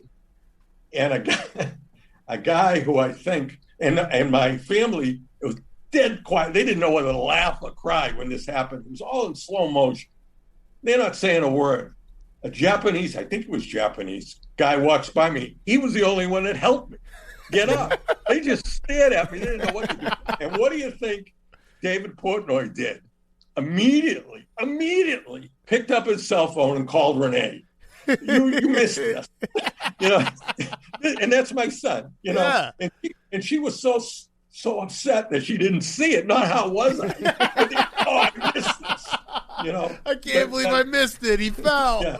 Yeah. So Chowder, Patriots, and what the hell was the other one? Uber. Yeah. There you go. 2 out of 3 isn't bad. No, well, I think you've gotten 2 out of 3 every time, but they've been different ones each time. Yeah. So you do remember all 3 of them. Well, you know what it is? I'm in a stage now where I'm so uptight about this.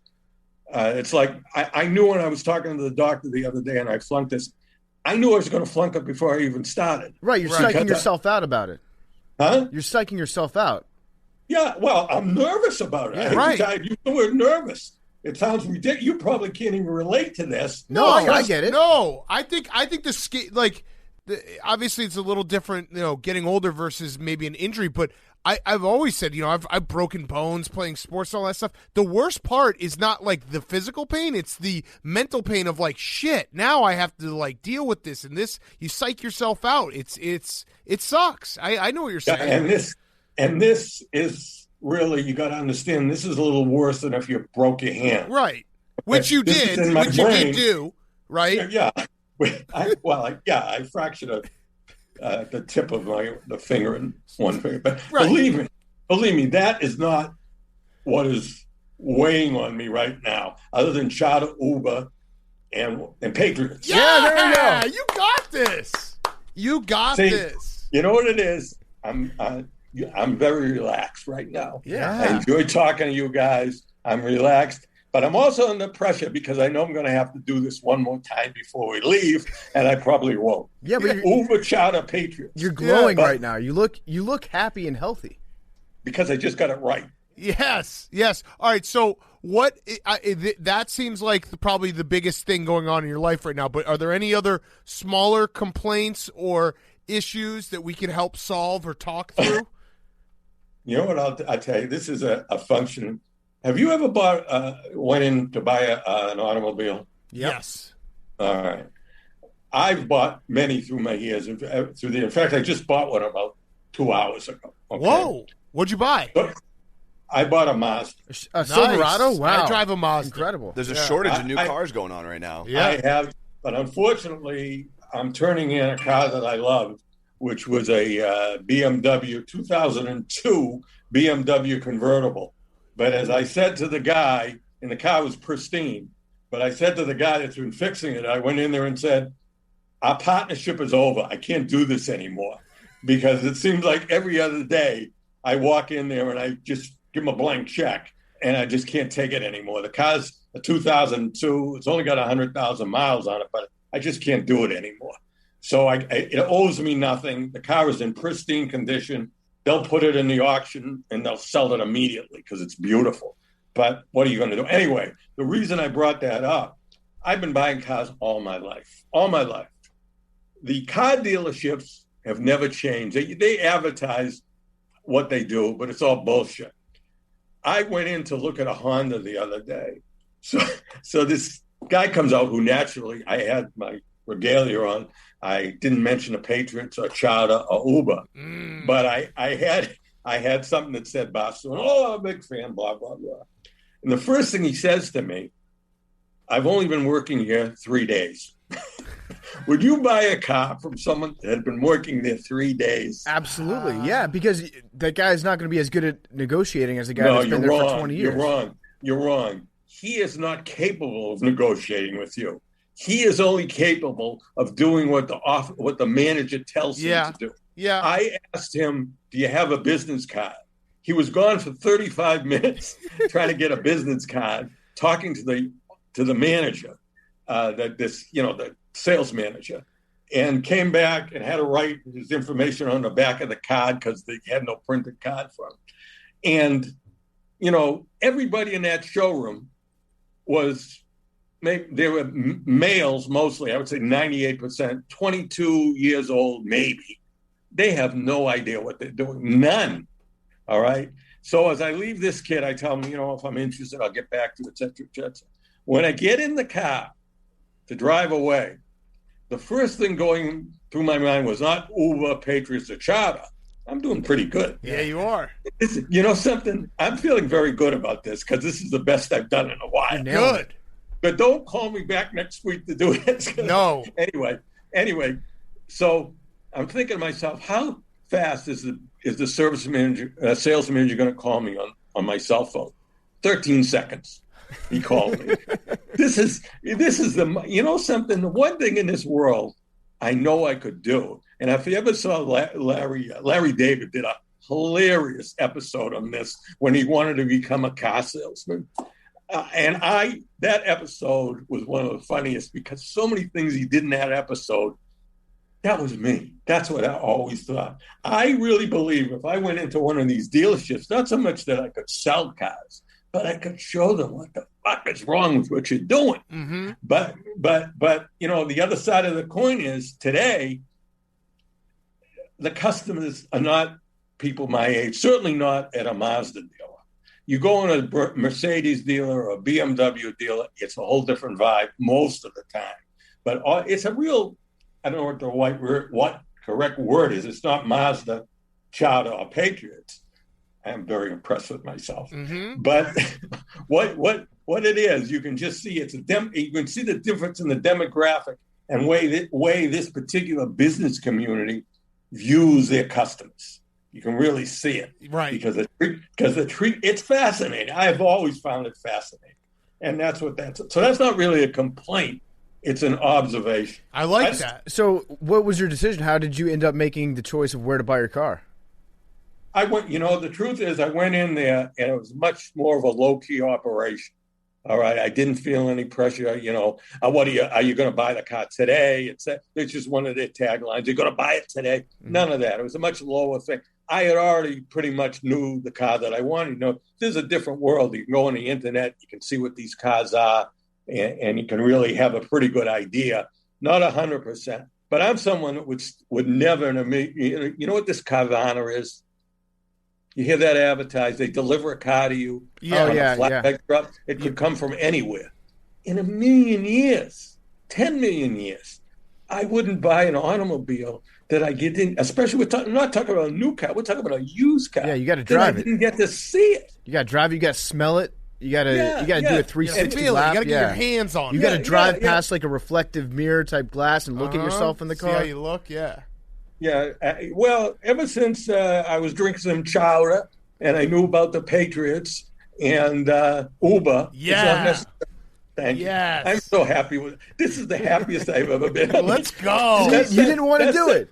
Huh? You didn't want to do this, and look at you. You're killing it. You're going to catch me one more time. I got to say one thing, Mr. Porter, because you are going to yell at me afterwards. Can you back up just a little bit?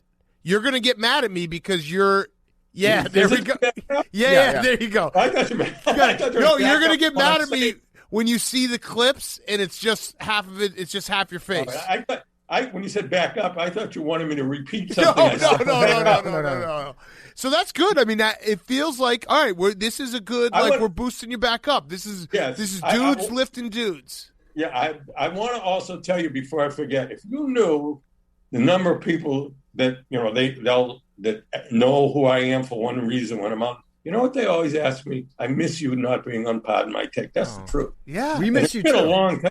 I know. Well, you had your serious show. It got canceled because of poor reviews. So we wanted my son was right about that. He partially right. I do miss doing it. He said he was afraid that if I lost it, I would kill myself, and he wasn't going to let that happen. But he kind of reneged on that. So I'm still alive, at least temporarily. Except now I'm dealing with Charter, Uber, and Patriots. I am doing great. Yeah, you're killing it. Yeah, the bag wasn't big enough from Sirius for Dave to keep you alive for another couple of years. It wasn't enough money from Sirius, so Dave was like, you know what? If he offs himself, he offs himself. Have you found a way to scratch that itch though? Have you are you still calling your cousin every morning and doing a radio show between the two of you? I'll tell you, unfortunately, and I wanted to mention this too, is the problems I've had medically. He's had a bypass. A bypass, and he's got some issues that he's dealing with now. He's going to be okay, but this almost sounds funny. He had the operation, I want to say maybe 2-3 weeks, or maybe, I don't remember exactly. You could send him and get well wish. Right now, he has in the car, he has to sit in the back seat because they're worried that the incision could come out. Right. And that would be good. So he would love to hear from you guys. Okay. Thoughts and prayers to Murray. Cousin Ray. Yeah. Shout out Cousin Murray. Shout out Max B. Max B is doing very well. I can't believe he's 10 years old. Wow. And he's got some athletic ability, which I saw early in my son, and I see it in him. And, with COVID, we haven't been able, we always went with Dave, always went to the games from an early age. Haven't been able to do it with my grandson. Well, did you ever coach, Mr. Portnoy? Way back when, you mean? Yeah. Or now? No, way back when. Oh yeah, I coached the Little League team, and that was really the end of it. I didn't do anything beyond that, but I did coach. As I remember, it was the Red Sox, and we used to go out for charter. We take an Uber and go watch the Patriots. There you go. That's great. That's crazy that Max B is 10 because when you first came on the show, he was 5 years old. I think you were picking him up from the bus stop or something like that for kindergarten. Yeah, you were one of our first guests. We do miss you. You're welcome to come on. Well, have me on more. I'd like to tell you I'm very busy. Right now I happen to be doing for the first time in quite a while. I'm doing some legal work. Ooh, but nice. I'm always available. Let's put it that way. Who are you suing? Are you suing that sidewalk? You know something? Oh, this is what I didn't tell you about that. They went back to the scene of the crime. I didn't take an Uber there. Right. And the Patriots weren't on, and I hadn't had any child. I am doing great. Anyway, so I wish my doctor saw this. Now, something? Now I have to go for an MRI on my Kepi, which, I flunked that test. Maybe could we send this this is evidence right here. Yes. Anyway, so I went back to the scene of the crime, and the police came down when this happened because it just so happens very close to the police station where it happened. So they were there. The DPW marked the area with red ink. There was a tree that they had remulched, a young tree. They marked where the cement was with a red border and a big X on it. I'm sure if I had seen that, maybe I wouldn't have fallen. Yeah. Plus, it was very interesting. I saw my dried blood on the sidewalk drops. So the whole thing, but as far as suing them, that's a waste of time. Maybe. Yeah. Well, since you already admitted on this podcast that you've never lifted up your feet when you walk. Yeah, I think that's probably some damning evidence. But even if I had an argument that I wasn't, that I was doing very well, walking, etc., very, very difficult to sue a town in that situation. Where I live, which is a fairly nice area, the sidewalks are in abominable condition. I mean, the street's not bad, but the sidewalks are terrible. Terrible. I've got a question for you, maybe some legal advice that we could use some help with. So we've recently come under fire for the alleged bullying of the reigning U.S. Open Asterisk champion Bryson DeChambeau because people are yelling, "Let's go, Brooksy," at him after he hits a shot, and then he'll kick them out. Can we be held legally liable for any damage done to Bryson's brain for mental harm and anguish? I'm only worried about my brain. I think, it's like any case that there's I think it's a weak case that he has. I think that to link what you did, let's just, for the sake of argument, say that there was, I know I've always told you guys, when you talk about, this would be an intentional tort, say that's an intentional, not a criminal wrong, but you did something intentionally to upset him, okay, and to cause him mental anguish. Yep. All right, and then you did, and probably true. That probably is why you did it. Yeah. But the other part of all these stories is, which I'm sure I've told you many times, how does he prove his damages? How does he prove his damages? Does he go and see a doctor and say, "Doctor, because of these assholes at Pardon My Take, I can't play anymore. I've lost endorsements. Nobody want." I think maybe you ought to look to Brooks Koepka before he talks to you, because that seems to be, something. That idea that my son had of having him caddy when David does that thing with Brooks Koepka. That is such a brilliant idea. He'll never do it. I'm sure he'll never do it. Wait, but is Koepka Yiddish for head? It's close. Close. I don't know. Something, if you think about it, they both have odd first names, don't they? Brooks and Bryson, yeah. I mean, those are not common names. I mean, Bryson, I don't think Brooks really is. No, definitely not. I had a question about your son. So your son's been posting a lot of videos recently of him playing youth sports all the way up through high school. I saw that. The videos that he posts, they're very flattering of him. Is your recollection the same? Like, was Dave a great athlete growing up?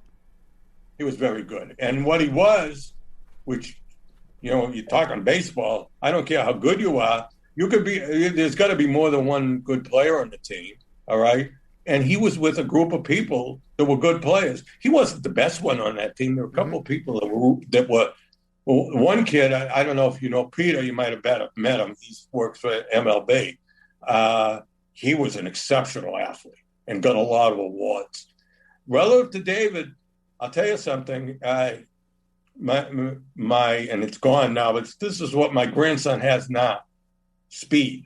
When David was younger, he had speed.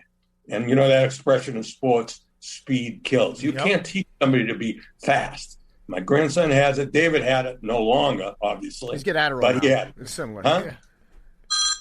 Oh, you're getting a call. No, I got it. All right, well, Mr. Portnoy, let's wait. He just hung up. That was it. All right, that was Mr. Portnoy. I think he nailed he would have gotten Uber, Chowder, and Patriots. Absolutely.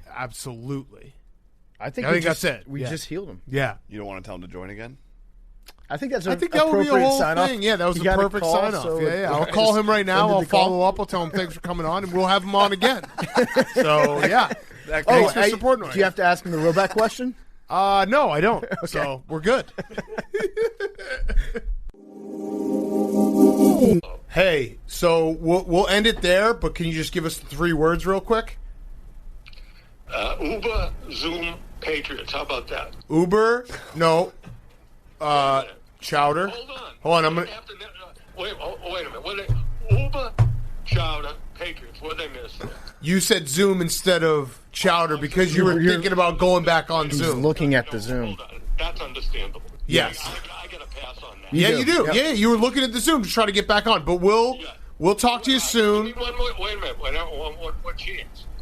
Uber, Patriots, Chowder. Perfect. Nailed it. All right. Great show. Are you gonna report that on the air? I want that report. I'm recording it right now. We're still recording. Yeah. I want you to say, okay. Yes. Jake, can you actually blog this? Yes. Mr. Portnoy aces. Yeah, he's back. He's back. Mental exam. All right, we'll talk soon, though. We'll have you on soon again, okay? All right. Talk to you later. Mr. Portnoy is brought to you by our friends over at ZipRecruiter. We love ZipRecruiter. At ZipRecruiter, they know that the general experience of looking for a job is pretty sucky. Zip wants to help make things easier for all the job seekers out there, which is why they're teaming up with Barstool to help us find the newest upcoming interns to join the pirate ship this summer. By going to ZipRecruiter.com, you can see all the upcoming opportunities open for the summer. If you're a certain person that used to work on this show, that's maybe taking a little hiatus, you need to reapply. That's the thing that we have to make you do now. Just fill out all the paperwork, reapply, go to ZipRecruiter.com. ZipRecruiter does attract the best candidates, so it makes it easier for you because everybody that reaches out to you is somebody that is actually interested in talking to you personally. They've reviewed your information. You're relevant to the job. They want you to get back to them. They want to hire you. And when you sign up on ZipRecruiter.com, you can create a free profile. Then you get matched to great jobs. Plus, you get a lot more. So ZipRecruiter is going to proactively pitch your profile to employers whose jobs match your experience. And unlike with other job sites, if an actual person from the company really likes what they see, they can personally invite you to apply to their job. It's going to save you time. It's going to save you effort. It's going to make what can be a painful process a little bit easier. ZipRecruiter is the #1 rated job site in the United States. So go to ZipRecruiter.com, sign up for free, put ZipRecruiter to work for you. Don't forget, you can even search Barstool and apply now for upcoming internship opportunities. No matter what type of job you're interested in, experience the better way to find it at ZipRecruiter.com. All right, let's wrap up. We got Fyre Fest the week. Also, we got some great interviews coming up. Next week is going to be packed. Bobby Valentine on Monday is awesome. We already taped it. It's fucking awesome. Yeah, it really is. We went 1-2 right out of the gate. Rap question, mustache in the dugout question. It honestly felt like somebody that we've been great friends with for 30 years. And we're gonna maybe be working on his campaign. You never know. Hank, you know what my Fyre Fest is? That you didn't yawn in the mic for the people. Yeah, I'm waiting till the end. Oh, you have them? Are you eating them? I've been eating them. You just ate one. Swallowed? You just ate one. Well, no, I can't. I can't do it on command. All right, stop. My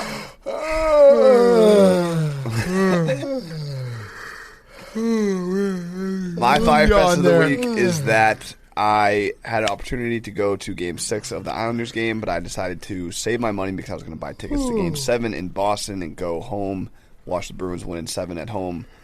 And that didn't happen, and I didn't get to go to a game with the Coliseum, so that was a mistake. That's and tough. the Fyre Fest, and my beloved Bruins are now kicked out of the playoffs. But you did make the right choice because you would have watched a loss. Right.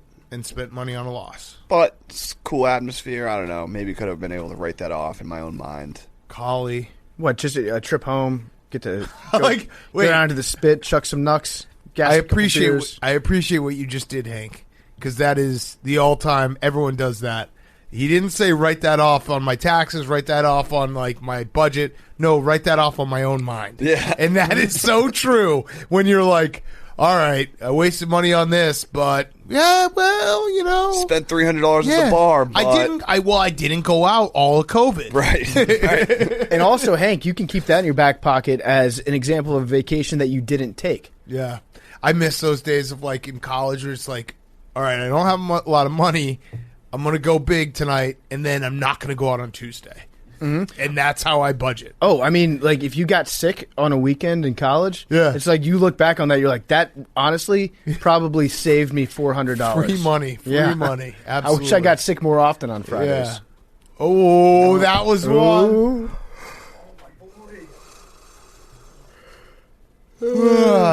Sorry for everyone who's yawning now in their car on their commute. All right, good Firefest, Hank. Thanks. That's it, Hank? That's it.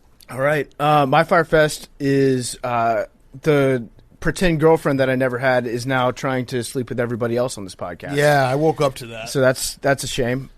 She got mad at me because she saw the video that Bubba put out where I said she's a friend and a professional and a respected journalist and all the above. She's just going to fuck you harder. Yeah, well, now she's like... She hosts the Joe Rogan podcast. She does. She's a media mogul, Hank. She's not just a podcast host either. She is multidimensional. She does videos that she gets paid for, and she's now she's mad at me because I said that we were just friends.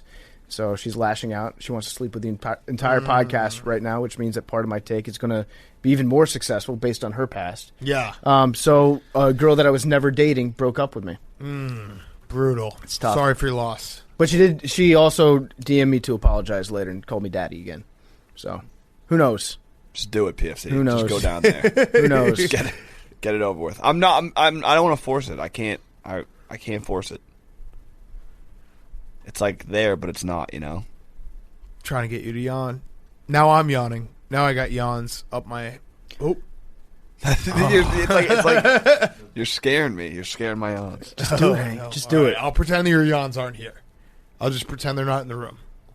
All right, my Firefest is... I am officially... with 2 kids now, I think I'm just officially going to miss some things. So it happened to me on Sunday night when I came in, and you guys were like, hey, you guys see Trump pants? And I legitimately had not seen a single tweet about it. Yeah. I just missed the whole thing. Like, I just missed it. I don't know if it was what I was doing, but then I realized I have to just come to grips with the fact that there are certain things. Also happened with the Tommy Cheeseballs video when he rudely said that our friend Rico Bosco has a dicky do. Stop.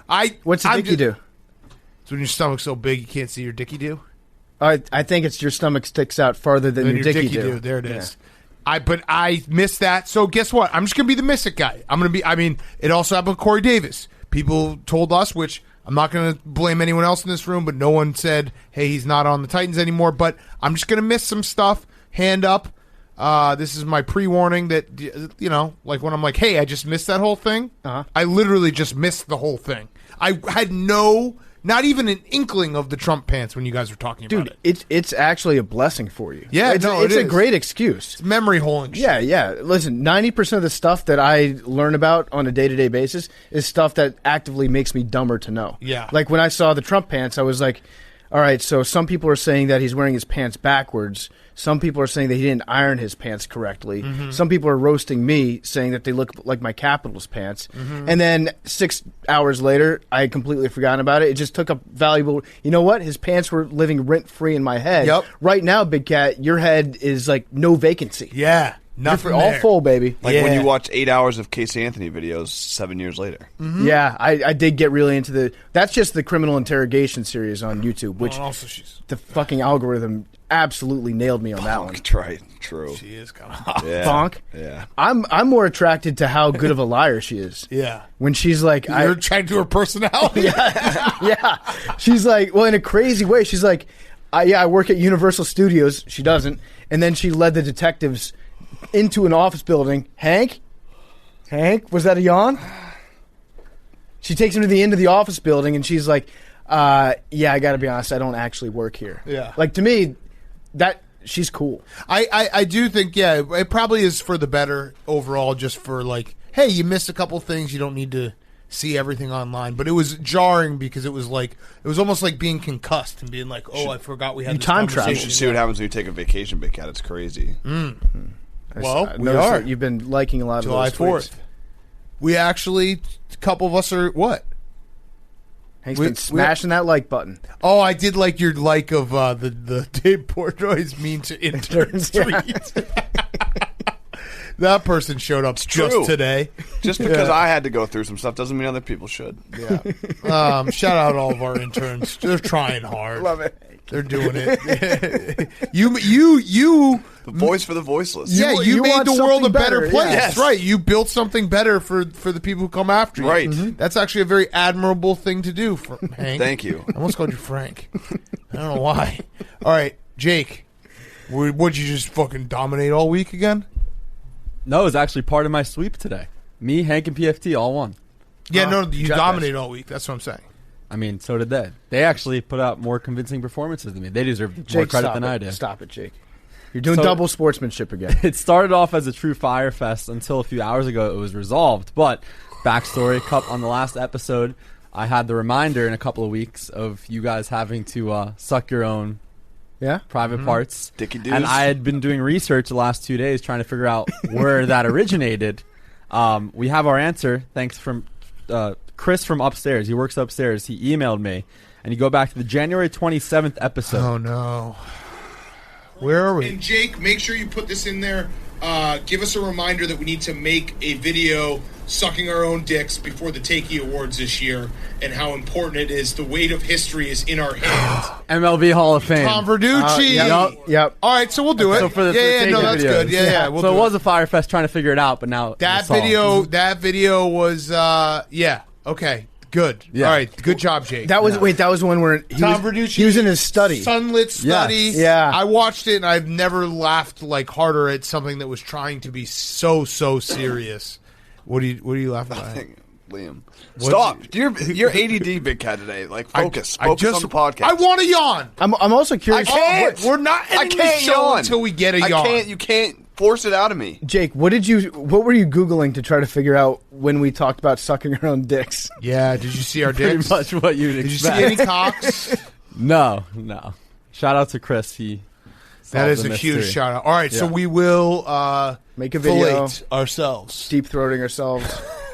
Throat goat. We're going to have to hit up AJ Teddy's for some advice. Brat. Oh, okay. Dude, out of sight, out of mind. As a bro to a bro, we got to get you over this breakup. Dude, I'm down bad right now, Big Cat. By the way, got to get you over this breakup. I have a serious question. As dudes, are we not posting enough of our own dubs? We should. We should post that PNT account. Posting dubs? Yeah, the account Dudes Posting Dubs is a great account. We should post more dubs as dudes. Yeah, I agree. We got to post each other's dub. We got to dub each other up. Hank, good job at ping pong today. Thanks. You needed a dub. You got one. Mm-hmm. There you go. Sweep. Whew. Hank, are you going to play against Jake soon? Yeah, in the tournament, I'm going to win. I'm going to win the whole tournament. Yeah, you are. I'll be the best in the office. You are going to be the best in the office.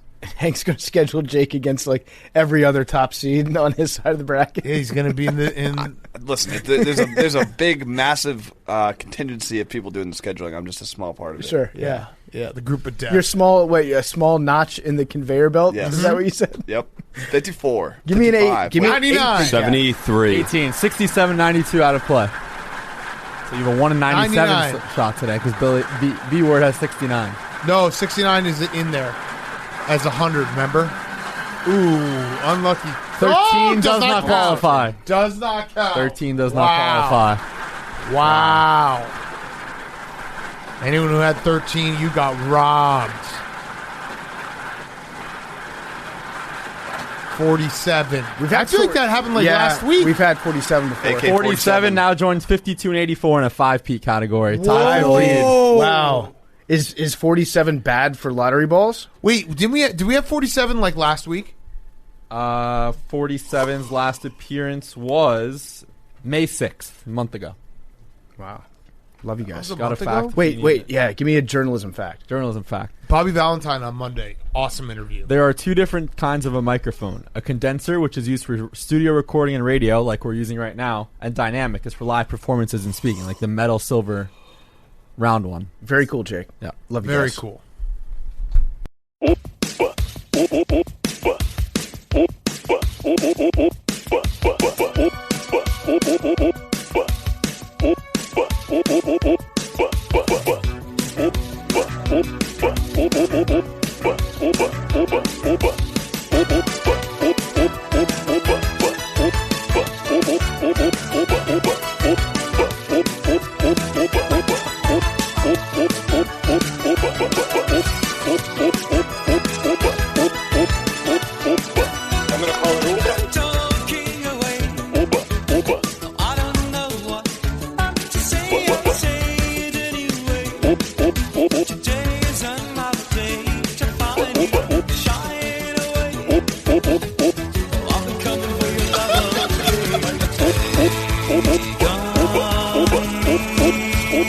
gonna call it Uber.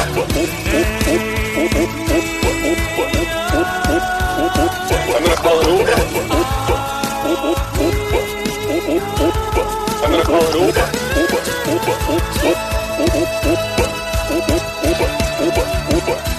I'm gonna call it Uber. I'm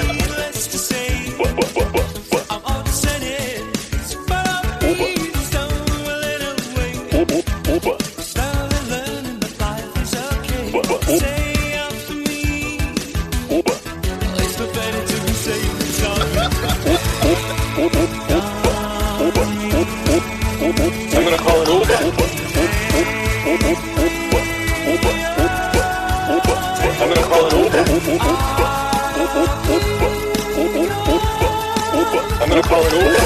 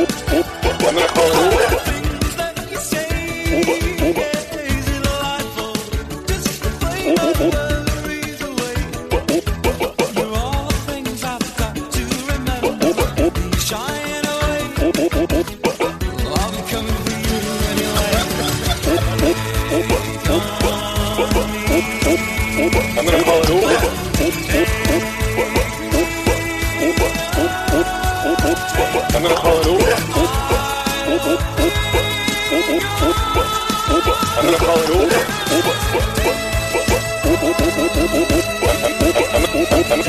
it Uber.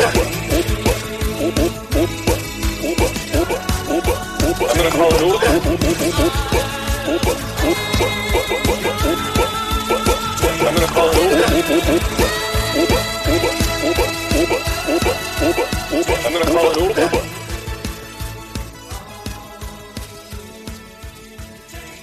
I'm gonna call it Uber.